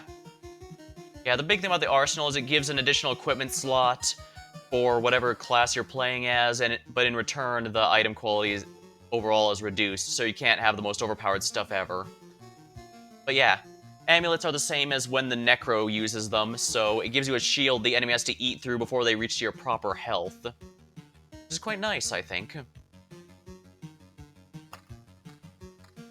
So yeah, the Rogue is absolutely a hit hard, hit fast type of character.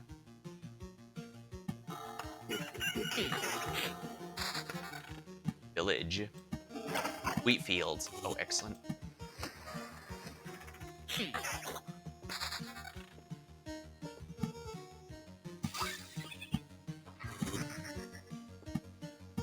Wheat fields are really nice.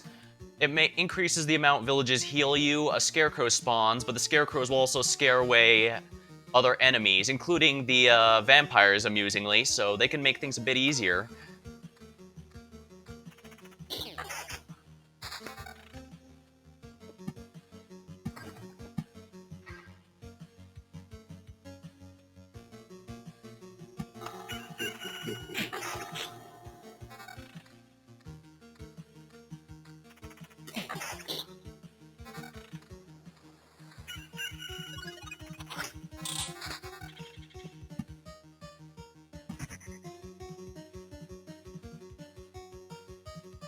Evasion up.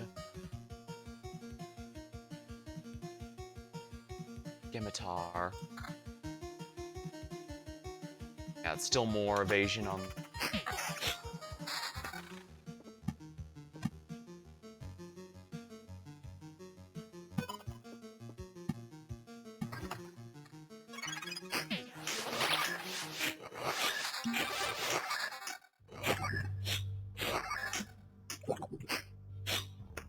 Ah, the Storm Temple. A place for worship of an ancient god of lightning, his name long forgotten. It strikes 2 random targets in range every 5 seconds. The lightning cannot be evaded. Effects of multiple temples can stack. So this can be extremely good for helping you fight large numbers of enemies, but it can also hit you, so do be careful.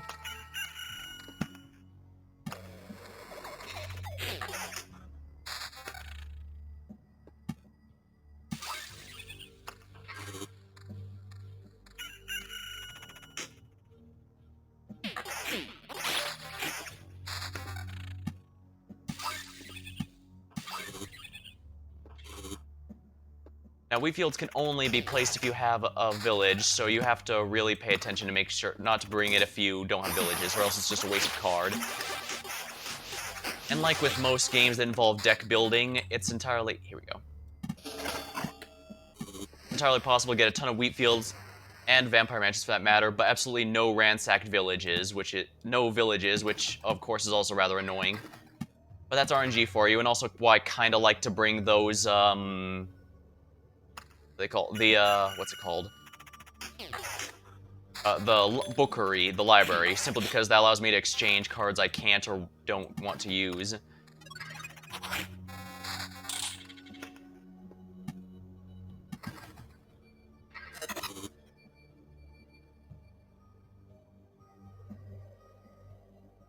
Evasion bonus.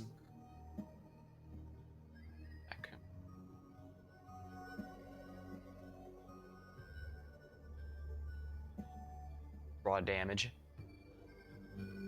Damage might be good here. Ooh. Magic shield up and counter. Damage is down, but I get counter. Do I want counter? Yes. 30% counterattack rate. Alright, that's nice. And I leveled up. Pickpocket, chance to steal. Ooh, 3% each heal for each kill.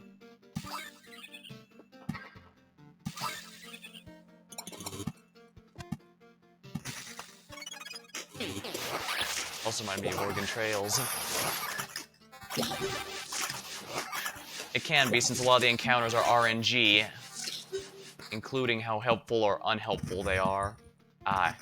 Here's what you do from too many. Ziggurat. The sands are trying to help the world rebuild. This is the result. Each desert spirit spawns each loop. It has a 33% chance to join a battle anywhere on the road, and appears for every 7 deserts or sand dunes placed. It's not... I don't like to have the deserts in my deck with the Necromancer for reasons. You might even see one very shortly if it joins the battle here. These are just rat wolves. They come in the groves.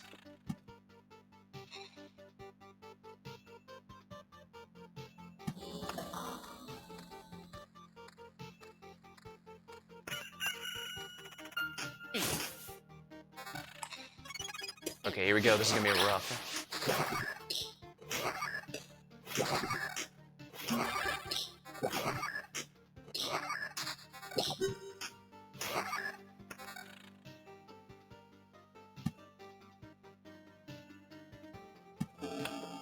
Battlefield.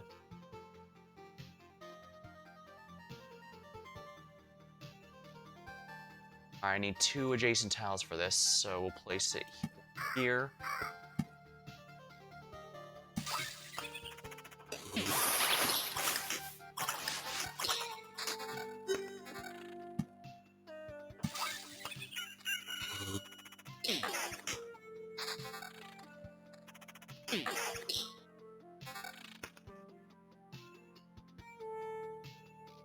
Each loop. Alright, so there we are.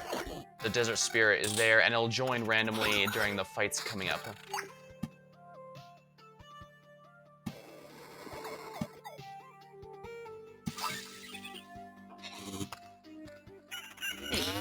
Here it is. The Sand Spirit. It only has 1 HP, but it has a shield. The shelter's HP is replaced by Magic Shield, which ignores the effect of the desert. So yeah, you can't, sadly, you can't cheap and make it weaker with the deserts. Fault Line Finder. However, it deals 200% damage to other magic shields, which is also... So with this, you can probably see why I don't like to have the deserts while I'm playing as the Necro, because the Necro relies entirely on magic shield for defense since they don't wear armor, and this guy specializes in shredding magic shield. So I absolutely want to avoid where possible.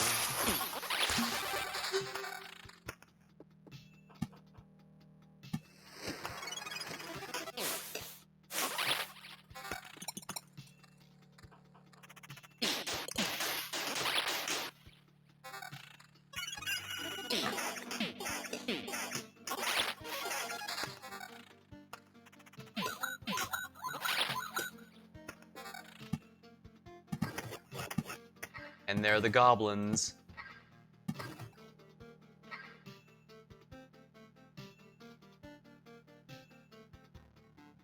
Wait, that's level 7.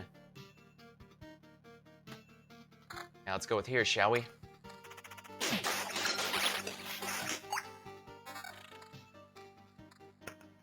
Honestly, level 7 for the... That might be a bit better here, just to protect myself.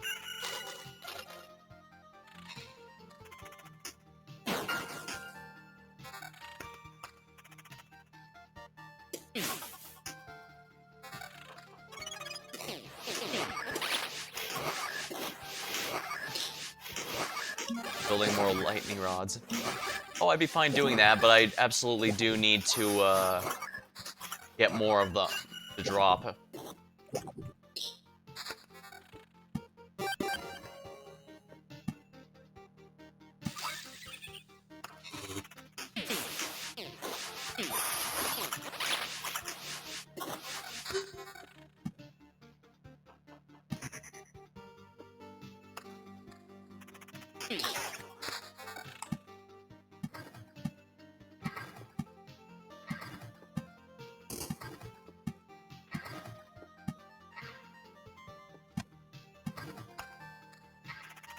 My health's going up pretty well, at least.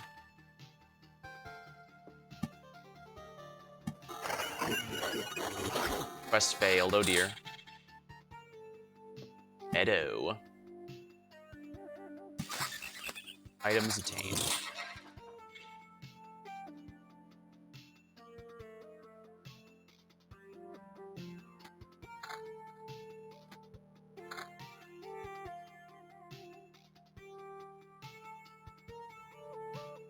max HP. Yep, there we are. That should be fine, I think. I'm dying. Indeed I am, but luckily I got past the, Yeah, luckily the campfire tile restores our HP, 44%. I can also raise that by upgrading at the, home base.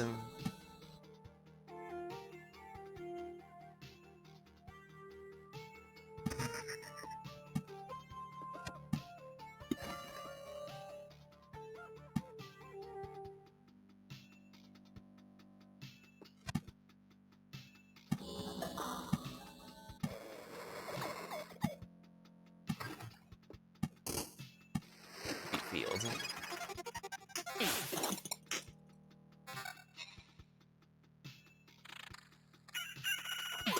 Yeah, that's a kind of risk and reward. I could have, if I wasn't feeling confident, I could have simply chosen to stop at the campfire here and... Oh, I leveled up, I forgot.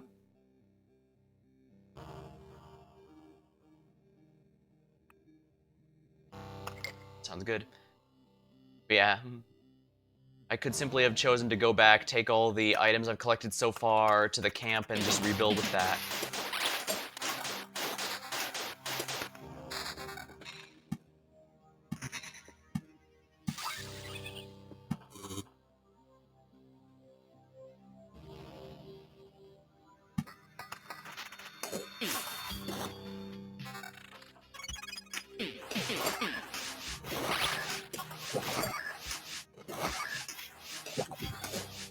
It's often very tempting to try just one more loop, but at the same time, the difference between 60% and 100% if you leave in the middle of a loop is pretty noteworthy, and even worse if you outright die, because then you're losing, you're down to 30%.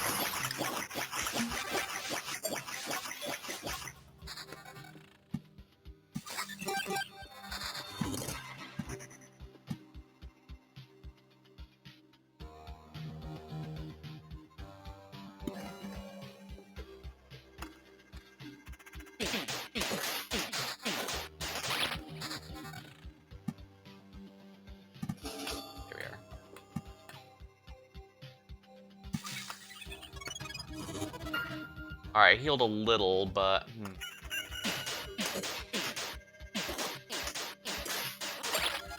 Quest done. Finally, another palace. Although sadly, it may be a little too late.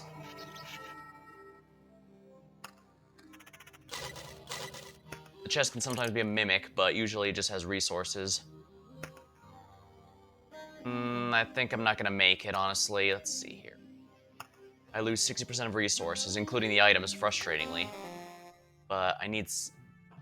Where?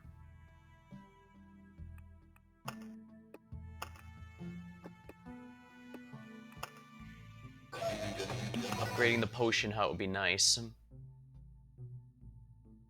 Well, the potion healing effect. I'm still a long way from that, so it might be worth building something to get more wood regularly, because wood, stone, and food are required for just about everything. Forest. Oh, you can only build a forest adjacent to other forests. Or the amount of tiles.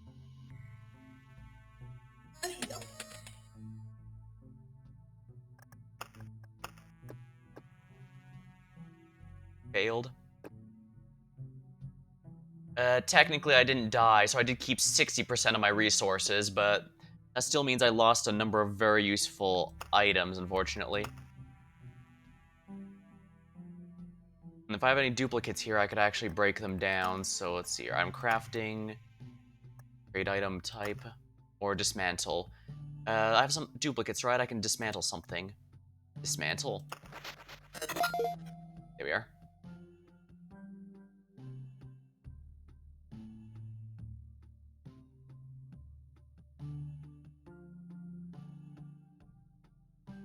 You're unfortunate. Fortunate, but better than dying, because I at least kept 30% that otherwise would have been lost if I died.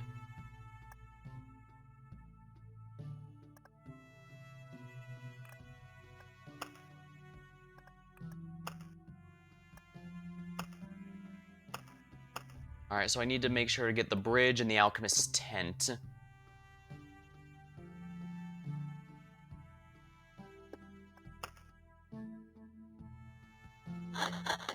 I should probably upgrade this simply because it's going to help my combat ability.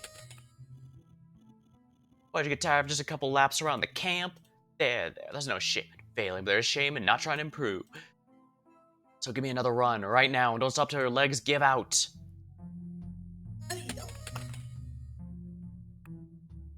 Don't want to give up more of the green orbs.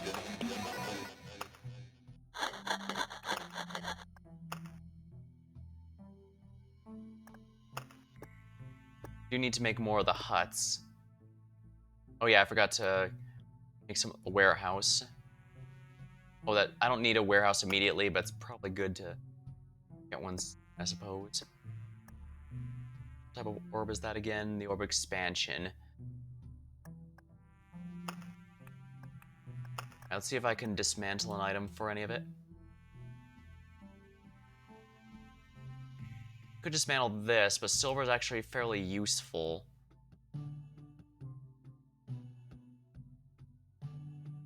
Have anything duplicates, bub?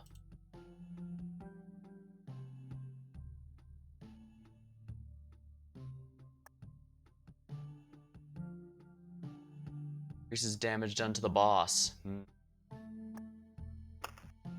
Supplies.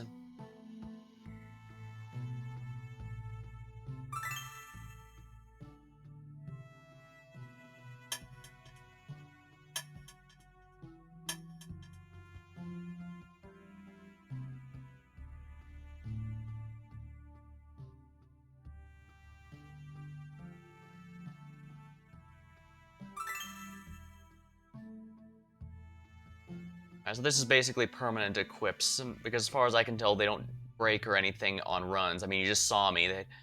You're right. Base HP for every food item within your...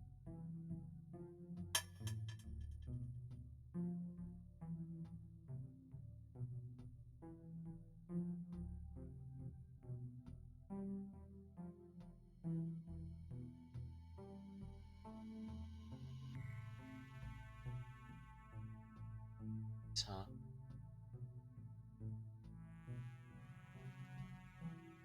Oh, I see. I can only bring 11 total items. In that case, I might want to remove this. Bring something else. Char once. Okay. Every time Air receives stable branches, 10% receive HP after retrieve missile fire when passing the village. Defense for every car in the player's hand. Bravery resource gained during this expedition.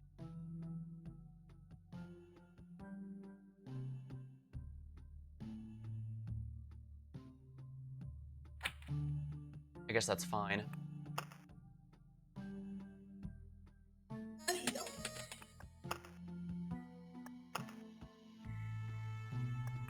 Alright, we want to redo this deck a little here then. Let's see here. Groves aren't too bad. The wheat fields are a bit iffy, but I'm going to keep them for now. Well...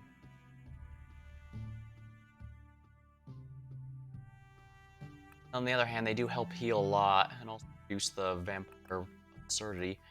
Storm Temple's a bit iffy.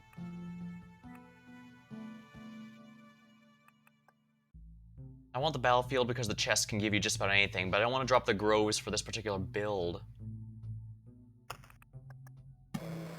I need the groves or I can't have the blood grove.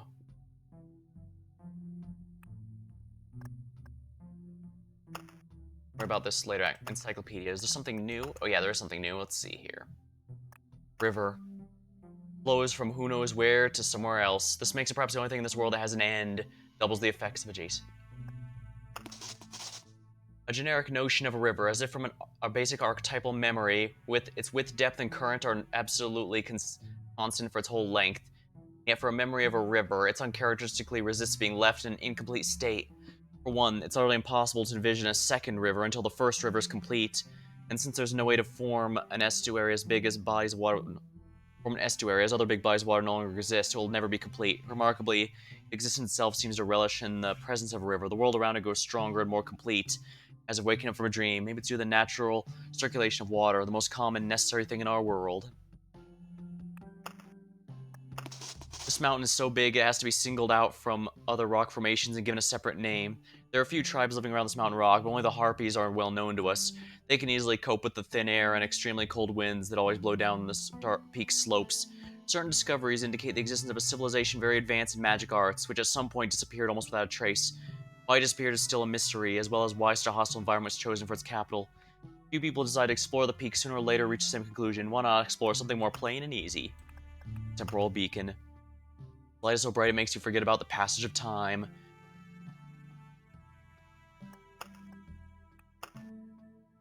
The Watcher. Benefactor. Grants an ally a 5 times loop magic shield instead of attacking once per ally. Will flee combat if there are no more valid targets. Fatalism. 33% chance. Only 1 damage from attack. Tracker. Reduces enemy defense and evasion until it leaves combat. Extra temporal. Each day flows backwards in their presence. Fragment. Little's known about the Watchers. Usually they're seen just staring at something intently. Rarely do they enter their tower, only to return soon after and continue their watch. They rarely intrude on the events taking place, unless the course of history changes drastically. Basically use these books to unlock more lore in the story, and that basically, this whole thing starts playing out eventually. I didn't believe him, of course. I can still see all the 18 stars from the top of the hill where they always were. An extract. Stars are going out one after another, the most distant ones first, unseen to our eyes. Then they began disappearing thousands of years ago. Almost no stars are left now. The priestess mentioned that the one doing this is some sort of deity, but the protagonist wonders if that's truly the case because, well, if a deity decided to just end existence, why is he able to return himself simply by remembering his own existence? And indeed, the whole way the cards work is simply remembering their existence causes us to be able to manifest it, including the people here. And stuff like the goblins, they appear simply because they remember themselves. So why is that even possible? Perhaps the deity is not nearly as powerful as expected, or perhaps part of it does not wish to destroy creation, regardless of the reason it's doing so.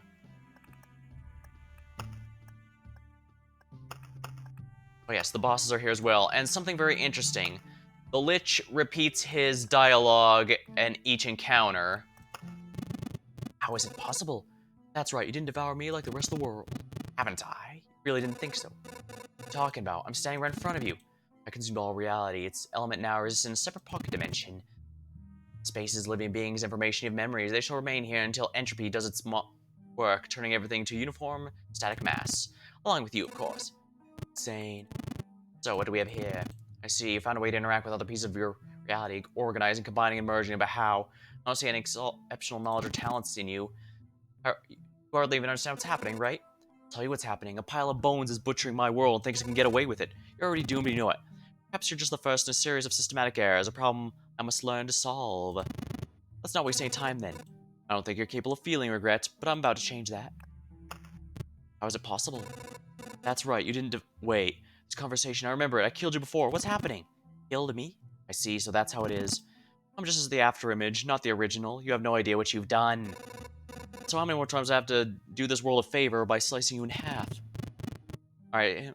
But yeah, as you can see, the Lich remembers each encounter, does not remember each encounter. His dialogue simply repeats. However, the Priestess and the Hunter, they do acknowledge that we're facing them multiple different times. And I think that's very interesting. I'm part of a self-defense mechanism, one of the multitudes of copies sent to the other realities at this moment of death. My destruction cannot be undone, but in an endless series of attempts, different outcomes are possible. I defeated you once and I'll do it again.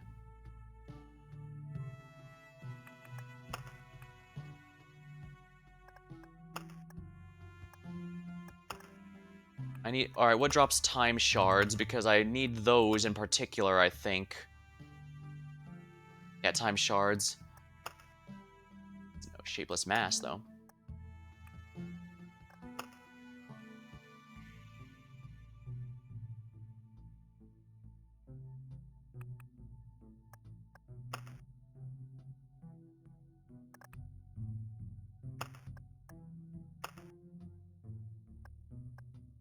I almost have all the foods, and also all the jewelry. I'm missing tools, however. A miner's pick, that's a new one, though.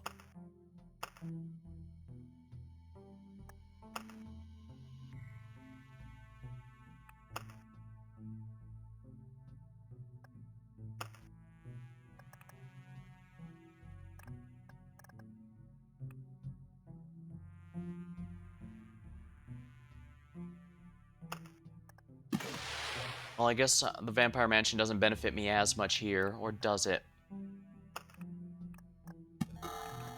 Alright, we'll do that.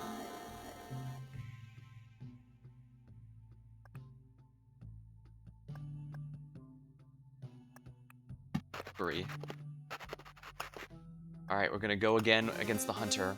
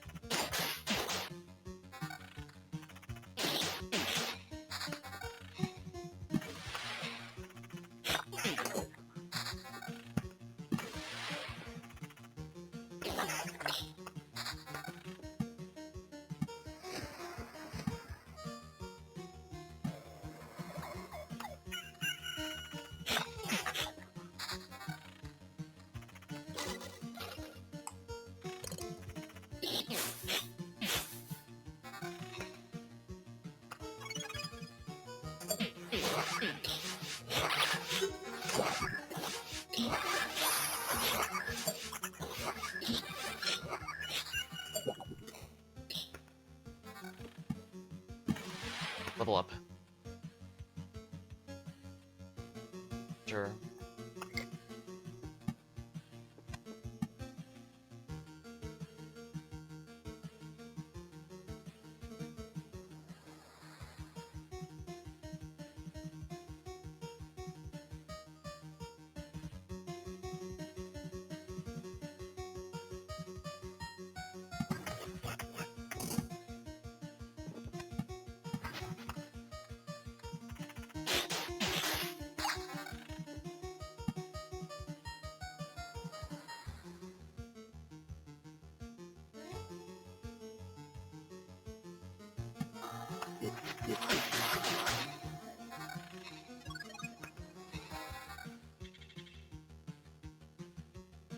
That's a pretty big up.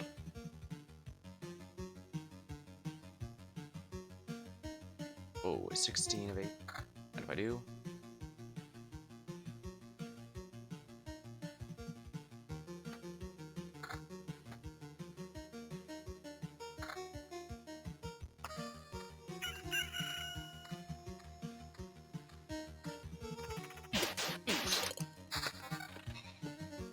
Storm. Here.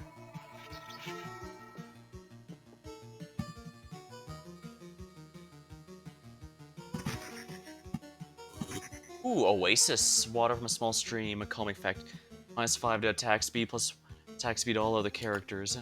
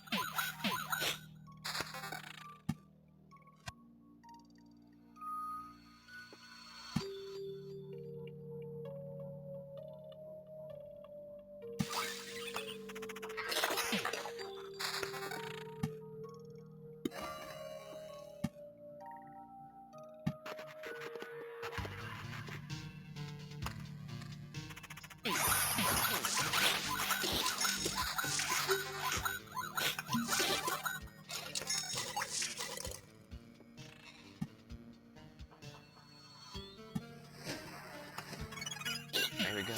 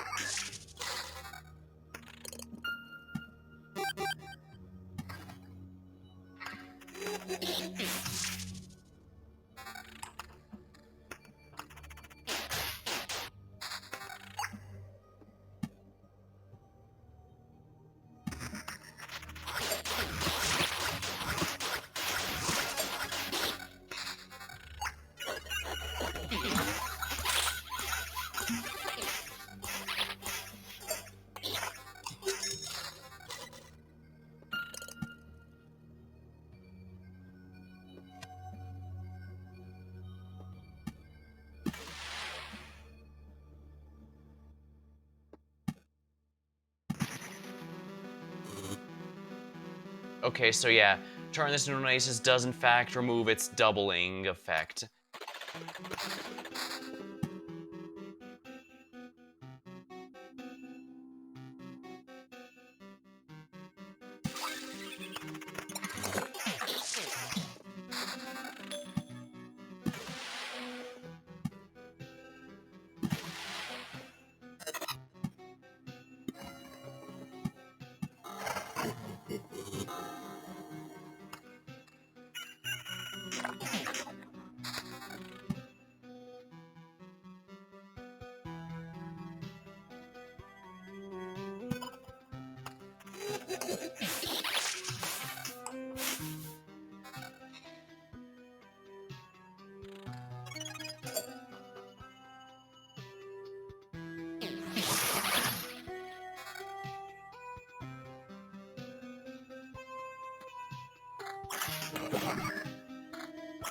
Oh, I missed those little late items.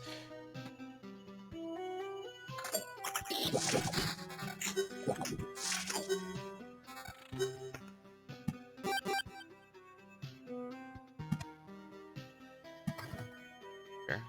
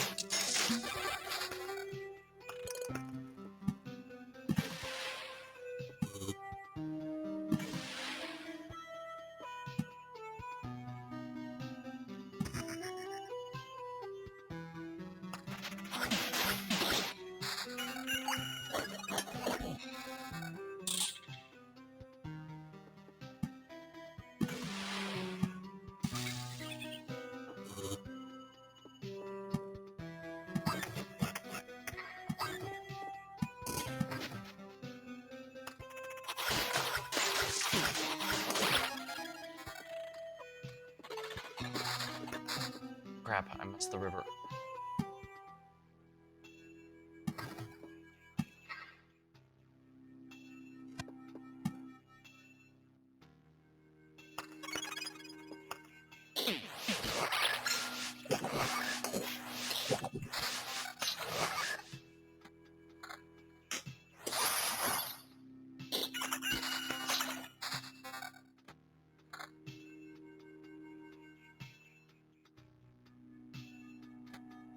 Better, actually.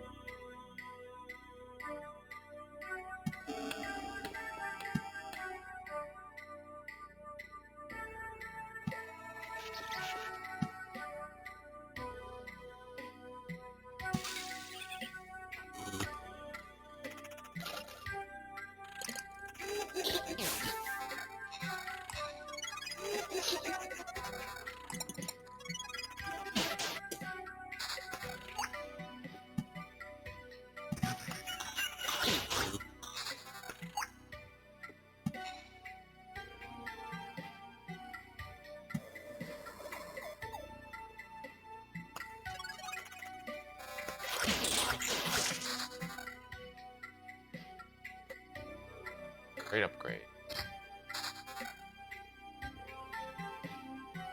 Your damage is higher. Makes that one higher.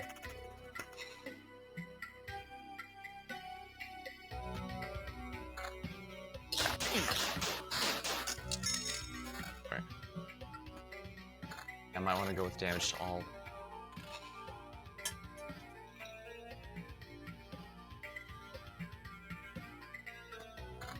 That should be a little better, and this one.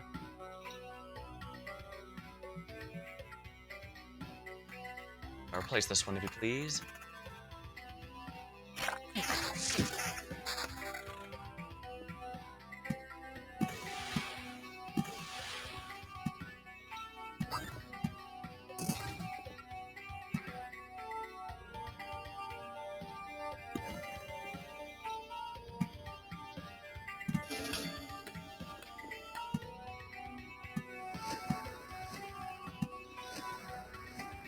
Level up, so let's try here. Master of Fencing. Plus. Less damage for every enemy starting after the second.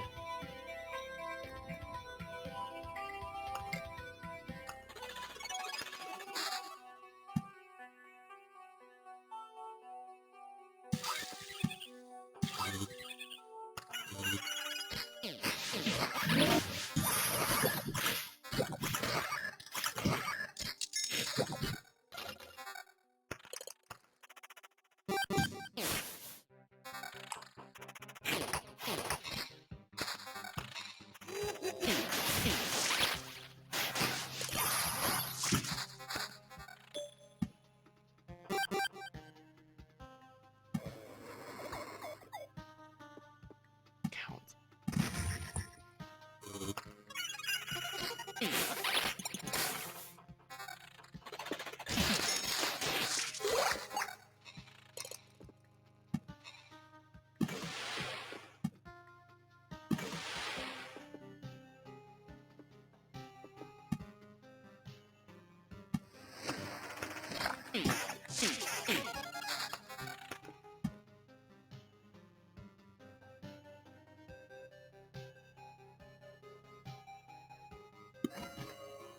Excellent, only one in it. 2 enemies on that one.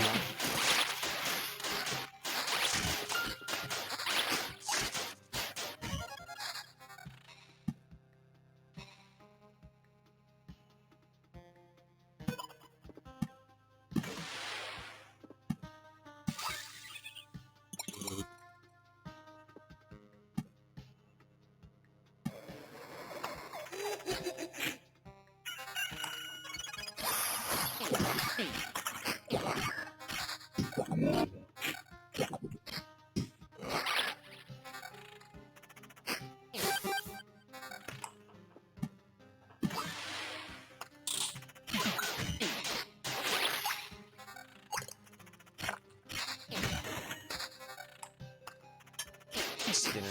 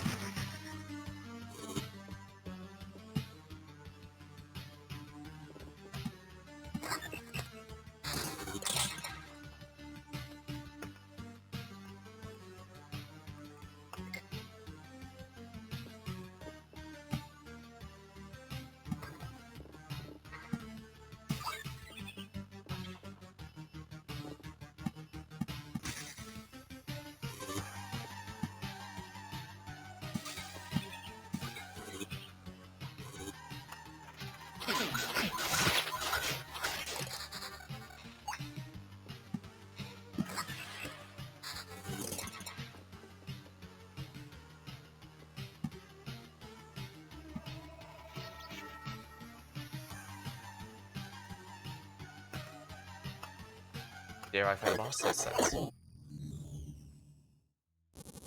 Well, what do we have here? Woof. What a clever dog, that's right.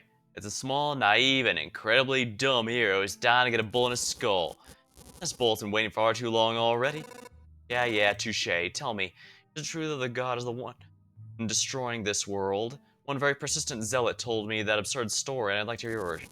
Ah, she really said something like that? Zealots have to be wrong and believe in their own fables, though, or they wouldn't be zealots, right? They're saying it's not true. I knew it. Well, she's on her way. Tell me, you think it's possible for a god to die? Wait, you don't mean... It's a rhetorical question. I don't know. And in the end, it turns out it's both possible and not. Well, you can see what became of it.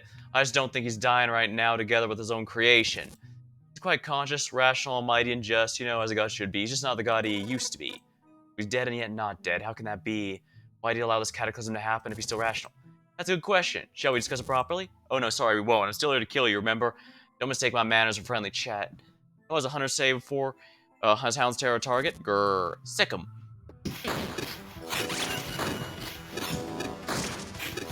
Yeah, I wish I could choose the targets here, but I guess that'd make it a little too easy.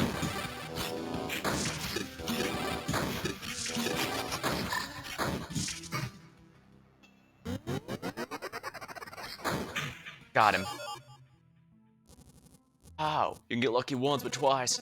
Well, everybody has their limits. Shut up, I devour universe whole. Why can't I do it now? Are you connected to him? This is influence that won't allow me to purge you from existence. That sounds familiar. A dead sorcerer with a halo told me something like that. I see, the old man got it right away. Well, that's expected from the old Omicron.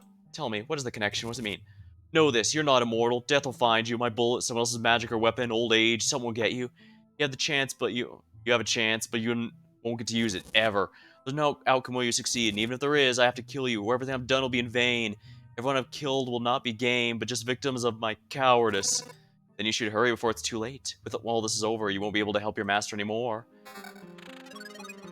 Bottomless bottle, chance to not spend a healing postage upon usage after killing an enemy. Your next attack, deal damage. Blind rage. When a hero's health falls, may attack 4 times. Bit risky, but I like that. Retreat. Make a puzzle. Achievement unlocked. Now, what is this one exactly? Make a puzzle. Find all possible types of resources. Not bad. Astral orb. Build. Now, do any of these need an astral orb? Alchemist's tent does.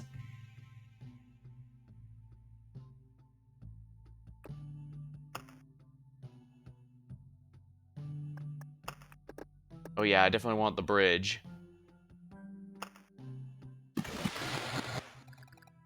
Always like bridges, but I remember that only now. Yeah, me too. A river with a bridge is a good sign of civilization. I guess there's a place for them in my expeditions. There's a positive thought for you. If we need structures just to traverse the land, that means our world is not as empty as it used to be. I see that as a good sign.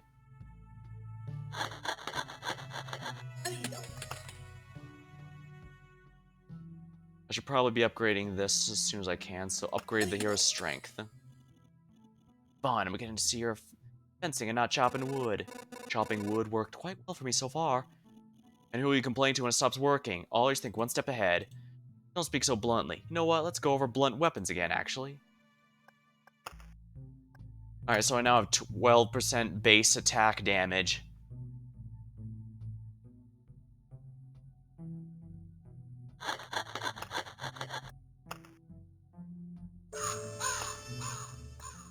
I can potentially upgrade, but I think the potion might be better. This is already upgraded to max, so I can't upgrade anymore.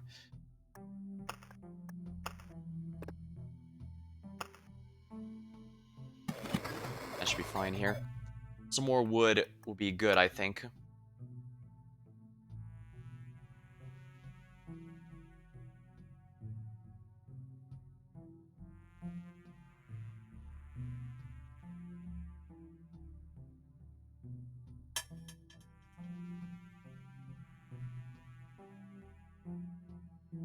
Chance to receive a ration after killing a rat wolf, plus fear damage against all rat wolves.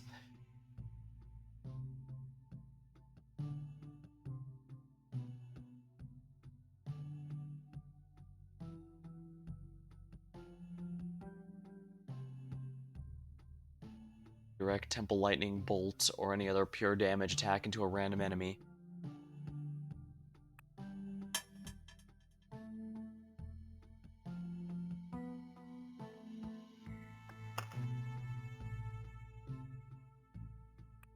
Go with one more expedition. Looks like the god himself. Enemies are 3 to 4. Enemies are now plus 10. Strength growth is plus 4% per loop. Bonus resources 1%. No limits on resources. Necro, additional class stats, and I should probably go back to the first one now. It does nothing, it just takes up a lot of space. I'm sure there's a really good use for that, I just don't know it yet.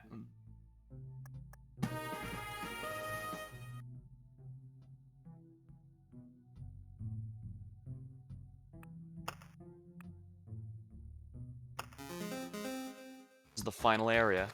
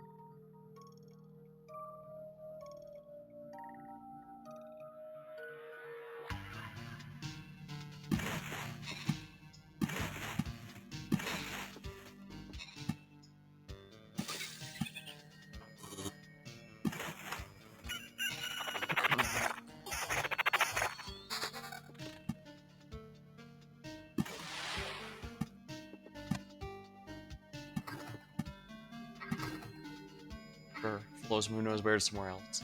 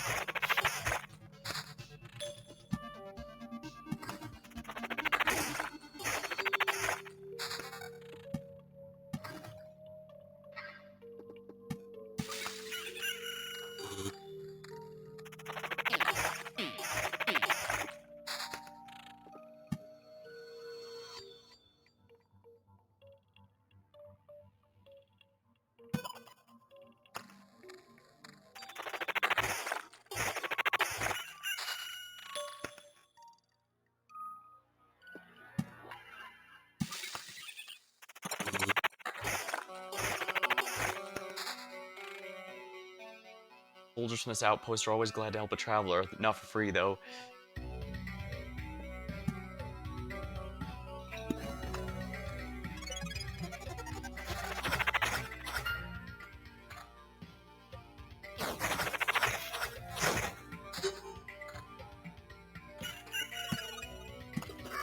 Bloodlands.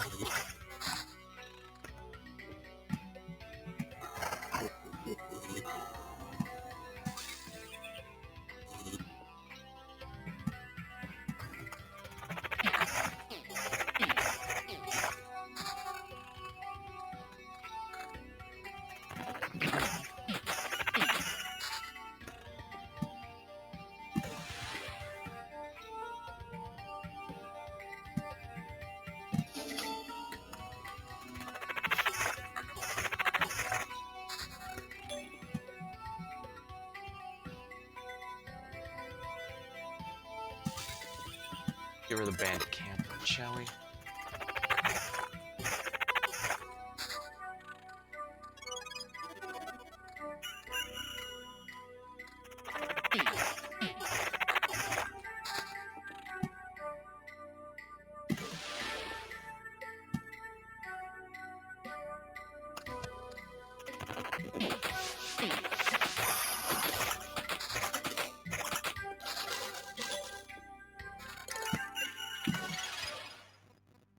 To arms! The dead are at the gate!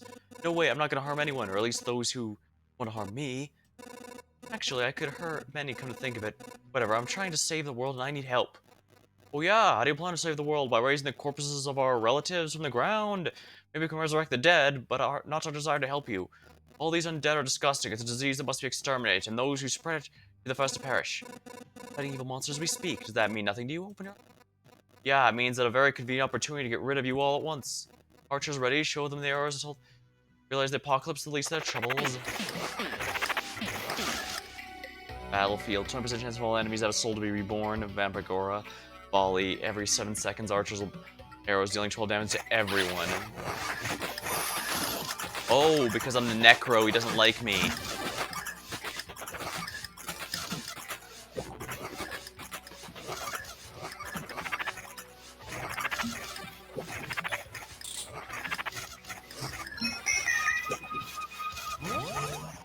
Alright, counterattack, treasure hunt, field practice, skeletons level for every loop. Starting from the loop, this trade is received. Skeleton level 322, yeah, let's just go with this.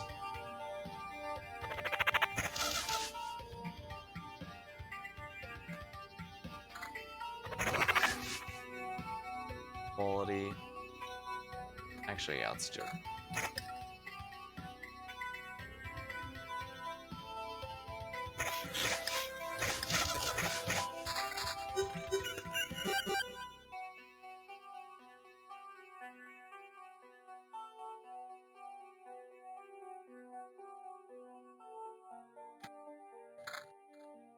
Skeleton egg. Good to me.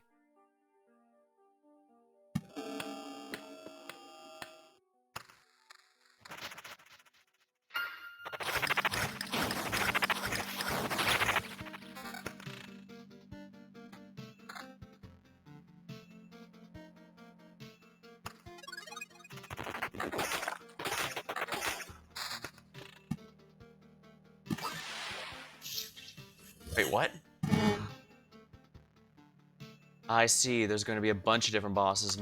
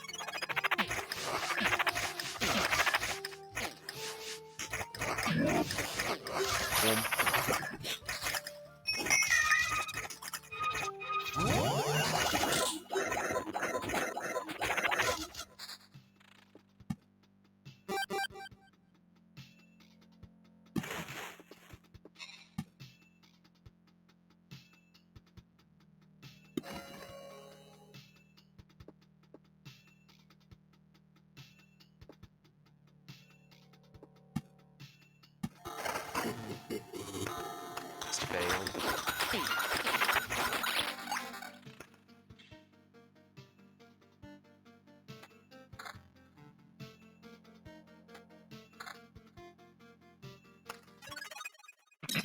Ah, he's back. Was it possible? Shut up, we have a score to settle. Alright, here we go. Researcher. Oh, he deals pure damage. That's a little annoying.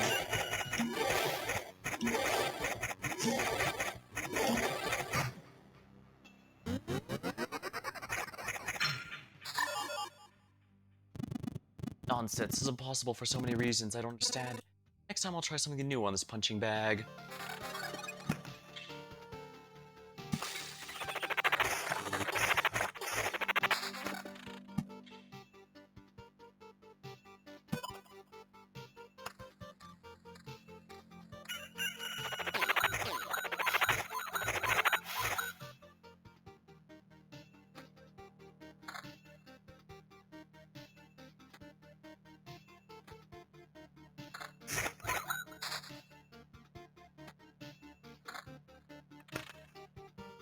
Sounds like split even.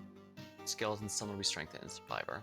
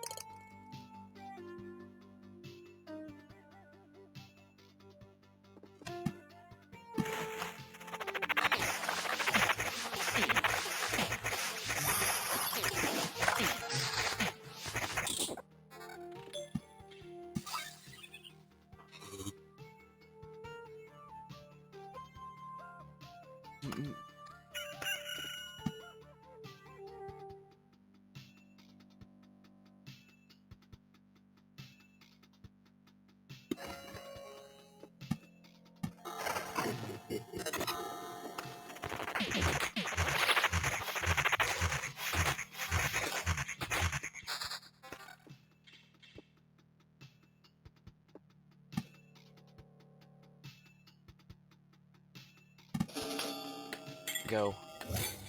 Priestess is here.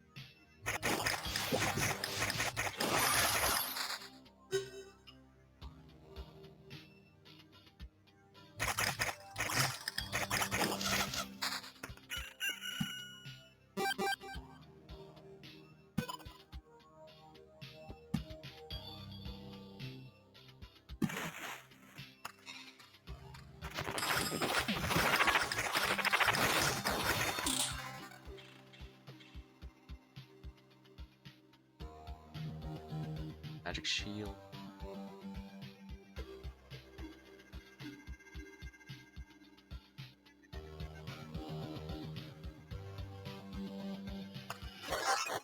Here we are. Could you please stop? I refuse. 2 arms. He's just repeating the other dialogue, I guess.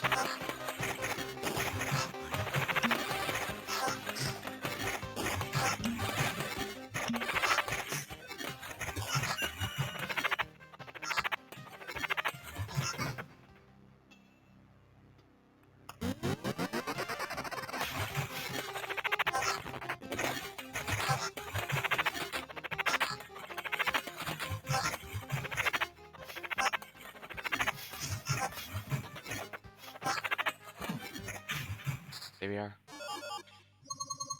Failure again, till we meet again, Zealot.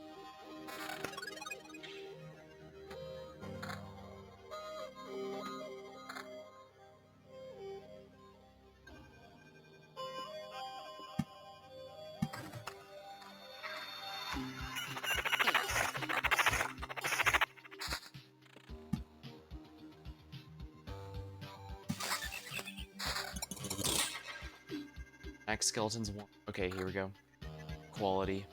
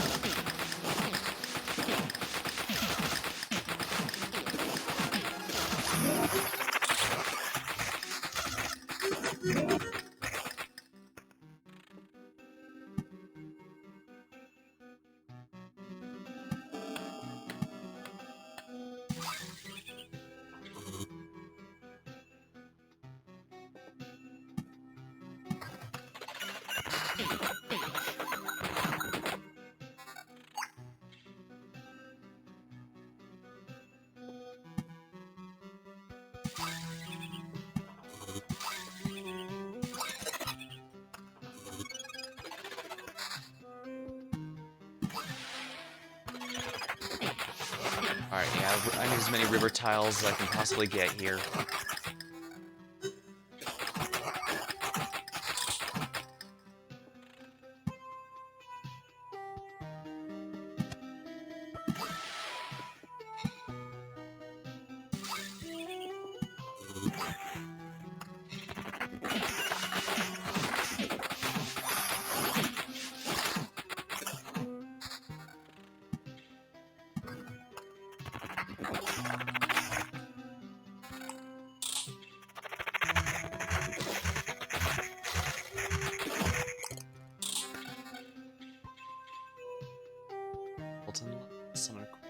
Summon quality at a decent rate.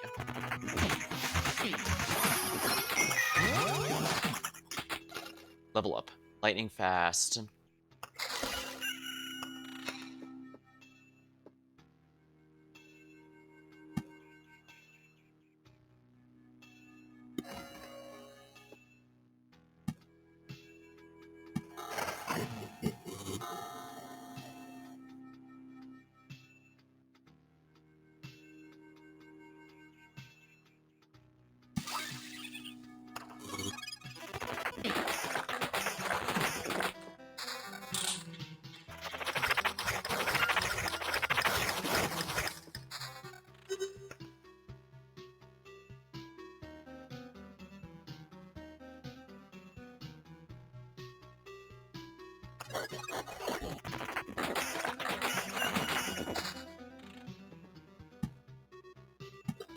Yeah, let's like add another zone here.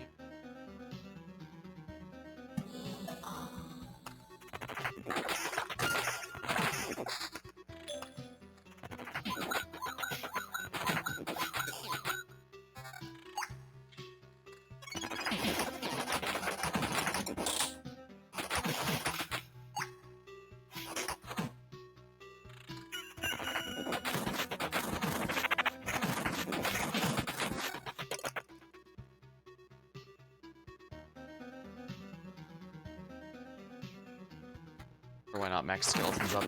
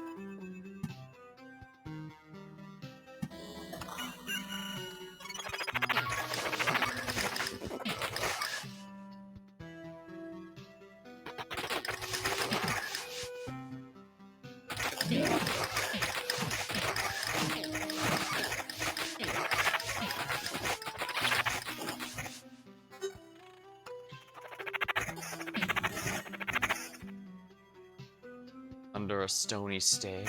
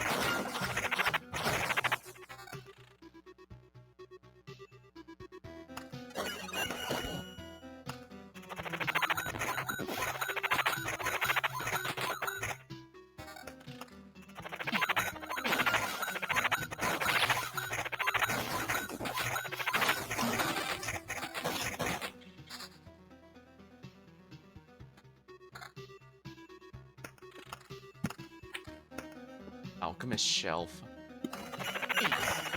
Yeah, I should probably leave this fight a bit early rather than go up against the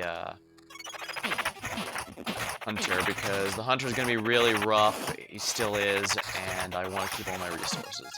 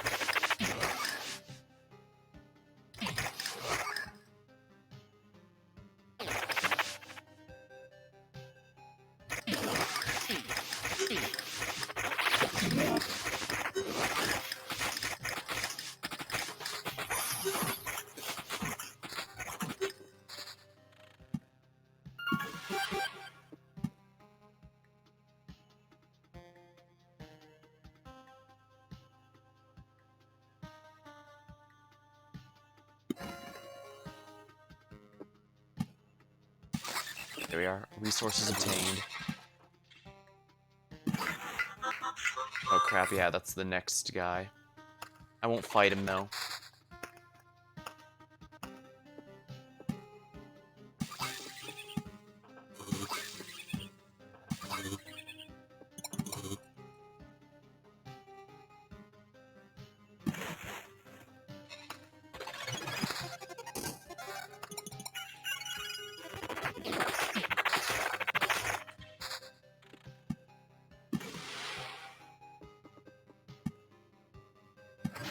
Rid of one of those, please.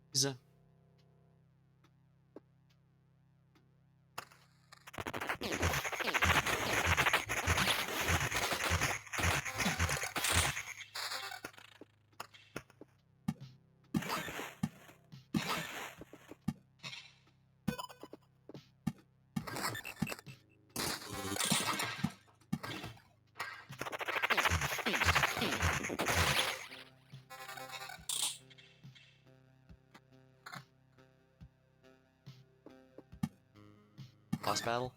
About to, but I'm honestly not sure I'm up for it. Since this is the final area, you have to fight all bosses up until when this is filled. The boss, the chapter will appear. Yeah, I've already fought the Lich and the Priestess, but I don't know about the Hunter Incursion or the Wasting Time. Yeah, I'm probably going to just leave right before because I got a lot of nice resources here I really don't want to lose.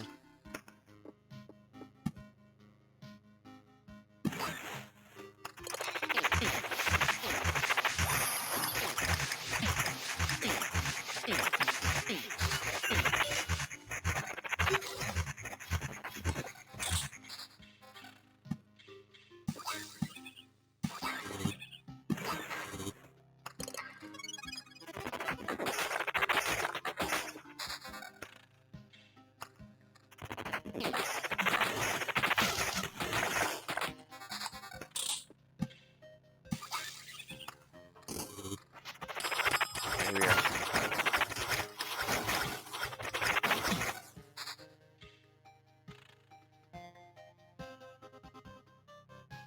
Not good enough, yeah.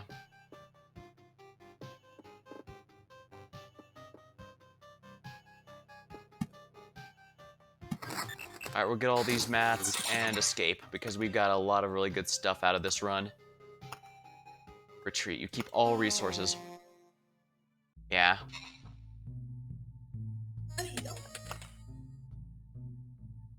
Yeah. Everything I upgrade helps me in the regular runs, so I definitely want to... I can. I don't need a phone. Also, welcome back, yeah. Warehouse. There we are. Just look at us. Yesterday we had no idea how to get by, and we already need more space to store all our belongings. I always knew that human greed would outlive an apocalypse. Well, I guess in this case, even negative stuff is important, because even those bandits, were an important part of restoring things. Oh yeah, and as you saw there, whatever the last class you were, you remain that for cutscenes and dialogue and such, which I think is a very nice touch. I always appreciate whenever a game puts that for that kind of effort, you know?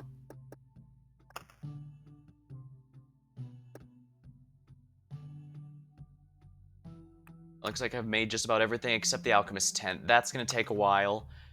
In the meantime, I could probably upgrade some of these. But can I afford this, actually? No, I can only afford one. I guess more AoE will be nice. Bridge. You can fish from it or just cross it. It's a very versatile structure. Encyclopedia. The Oasis. Water from a small stream hidden in the dunes has a calming effect on you. Thick vegetation is the only thing that keeps the stream from dying out. The water is the most precious treasure on the planet. Most treasure in the desert. Whole civilizations were built around these oases.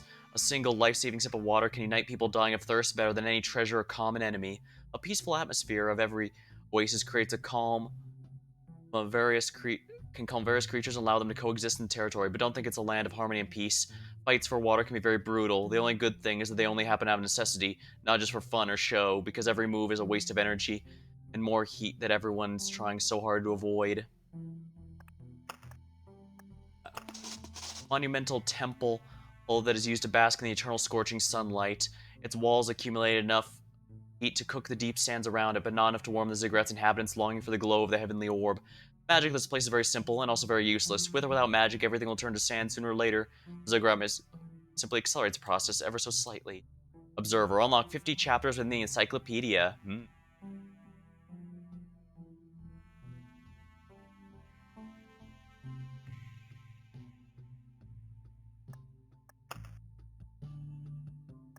outpost. Soldiers from this outpost are always glad to help a traveler, not for free. Usually outposts are either built by military forces of some country or by mercenaries looking for a stable income, but their origin makes no difference to a traveler. Either way, the roads become safer at the cost of some coin. People tend to show a little enthusiasm about the soldiers stationed. It's nice, of course, to be saved from teeth and claws of beasts and suddenly attacked you on the way to the market, but how are you supposed to survive the winter now they took half the crops you wanted to sell? Since you weren't here, because I was the necromancer, they attacked all enemies in range, including me and the enemy, which is kind of interesting, actually. Alchemist shelf. +1 max number of potions. Looks good to me. Labels or bottles and other mysterious stuff belonging to the previous owner. An absolutely marvelous piece of woodwork. Seeing the elegant carvings on it sends shivers down my spine. All these holes and hollows defy my understanding. Such a tablet, it should be hung above the door so you may marvel at every time you enter, or at least that's what I would do. Our boy said he was going to place some vials on it, but he knows something about the aesthetics. I felt a surge of energy while loading it. What other classes? The only three I have are Necro, Rogue, and Warrior. Warrior being the starting one.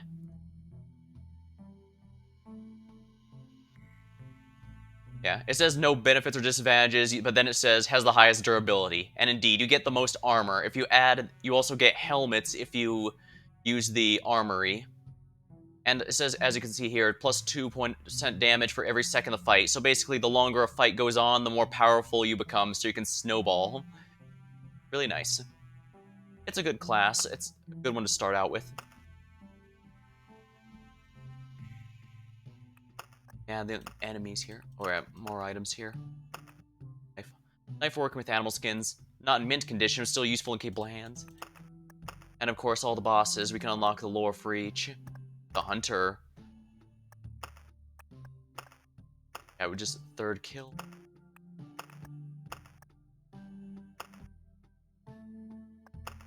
There's hounds. Miniature black hole that became a dog by some freaky whim creation. Its eyes can see millions of galaxies and its fangs can rip through the vacuum itself. Any careless move you make will be heard from the other end of the universe. Although shaped like a hound, it still doesn't have enough motivation for anything except passive existence at a singular point in space. But their eternal master and companion can easily rectify this flaw. The hunter. Hunter prowls the cosmos looking for his prey. His sharp sight allows him to see and track anything immeasurably far. Enough to extinguish a star or two with a single sharp shot. His hounds are always there to eradicate planets that are not worth the gunpowder. Only something truly extraordinary would face the hunter and fight in close quarters, something that would interfere with his usual target's practice style of hunt. Some people might call me selfish, but hey, I am selfish. But I'm also helpful. I keep saving this... Oh, call myself... But hey, I am. But I'm also helpful. I keep saving this world not because I love the people, because they love me. Thank you, thank you. I'm always happy. Be your idol. See you next Cataclysm. Don't miss it. It'll be a sight of promise and so on. You know how it goes. I'm ready to tear throats of the biggest beast just to see the admiration in their eyes. That's what I said. But not every metaphor is destined to become reality. A cosmic leviathan came to devour my planet. It could hardly fit in its mouth. Dumb beast. Oh yeah, I decided to start a diary. Had no e-candy, sadly, so I had to make do. Shot that useless creature. Wrote is only a waste of carbon anyway, and my time. So yeah, you got it right. Those words are written in its blood. These words are written in its blood. At least some use for that gigantic piece of shit. I knew the hunter had a bit of a mouth on. I wasn't sure if this was written by the hunter himself or not, but it seems it is. And as expected, he has quite the mouth on him. Years go by, I don't even remember when I became such a powerful bastard. Getting from one star to another now takes less than a second. Of course, there is the occasional risk of hitting a planetoid, useless pile of frozen feces, one day I'll grind them all into dust. There's no being that could rival me on any inhabited planet in this galaxy, but what can you do? Such is my burden of being phenomenal. There's enough for me for everyone. I'll protect all the inhabited worlds. I'll have made more spare time once my black hole pups grow up. I'll try reaching the next galaxy then. I bet they need an island protector too, but first they have to deal with this advancing void. If someone's behind it, they won't be staying there for long. The darkness approaches. What the hell's happening? Why does no one notice the stars winking out in the skies? Guess I can't protect them from being morons unlike everyone else. Maybe I'm getting paranoid? Hounds have grown since their birth back in how many aeons ago? Yeah, it's much easier for me to write rhetorical question in diaries than to try and find the actual date. I got a few tracer rounds of the impending darkness, and I can tell our meeting's drawing near. Sure, go ahead, my hounds and I are waiting for you. If I can't handle you, oh, I won't let you get this juicy morsel of the universe anyway. I'll have enough power to feed every piece of it to the black hole this galaxy orbits. I will survive, I am the hunter, and every threat to this world is my prey. Yeah, and the Lich's backstory is basically a researcher who eventually unlocked the powers of immortality and such. Now, the priestess, I haven't unlocked hers yet. Guided by faith, she's ready and willing to punish heretics and apostles of all kinds. Her icy stare and fiery speeches will pierce anyone's heart, and if they don't, the piercing will be done by the swords of the angel she summons. She protects herself with immaculate windows of colorful stained glass to distract the eye and mesmerize the mind. Sigma is the best one of us. She is kind and devout. Her sermons are simple but sincere. She doesn't just believe, she knows. Her service is not in her gentle smile or kind words, but in her burning hatred for all evil and injustice. Her pilgrimage takes her to the most distant lands, where she often suffers wounds so grievous that she survives only by a miracle. Any evil she encounters, however insurmountable it might seem, is cut down by the angel she guides. Why am I so ashamed to look her in the eye? Is it because my faith is too weak? Just how much harder should I pray? How much more should I abandon to become at least a fraction like her? Her last journey ended in failure. I pray for her health. There hasn't been any news about her for a long time. This has already happened before. I know the heavens will protect their most devoted daughter, but I worry still. I can barely eat because of the stress. The sisters worry for me. I don't feel well at all. Every day my spirit weakens. How could Sigma abandon us when I need her so? I've sinned too much. I'm too impure. If she were here, all this blasphemy in my head would just dissipate like a cloud of black smoke. My prayers give me strength. I'm doing a week's worth of hard work in one day. My body never grows tired anymore. This is the result of my prayers for... Is this the result of my prayers for her health? My hair's turned gray, but everyone tells me I look younger than before. Sickness will fade as soon as I hear our dear Sigma again. I pray for everything constantly. My clothes were brought to me. All doubt would disappear. This diary has no meaning now, but I'll write this page in memory of our sister. I'm to comfort what remains of her mind in her body until it fades completely. I'm very sorry my return means another death, but so is the higher will. It's for the greater good. The path her physical changes has ceased. Her spiritual suffering will soon be over as well. As she closes her eyes, Sigma, open these eyes, now mine. Create a new day in the name of all my sisters. This won't be a day for naught. Oh, I see. So this character inherited the previous Sigma's name and title. This is a very interesting story.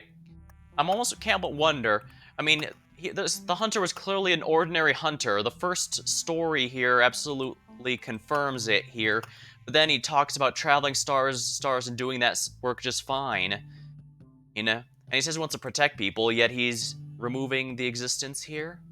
Or perhaps he's sent after us largely because we're undoing the deletion. Well, for the moment, I'm really, really tired, so I'm going to go ahead and call the stream here. We've unlocked quite a few new buildings, gotten a good amount of upgrades, and more importantly, beat the next major boss. Twice even. So that's going to be interesting.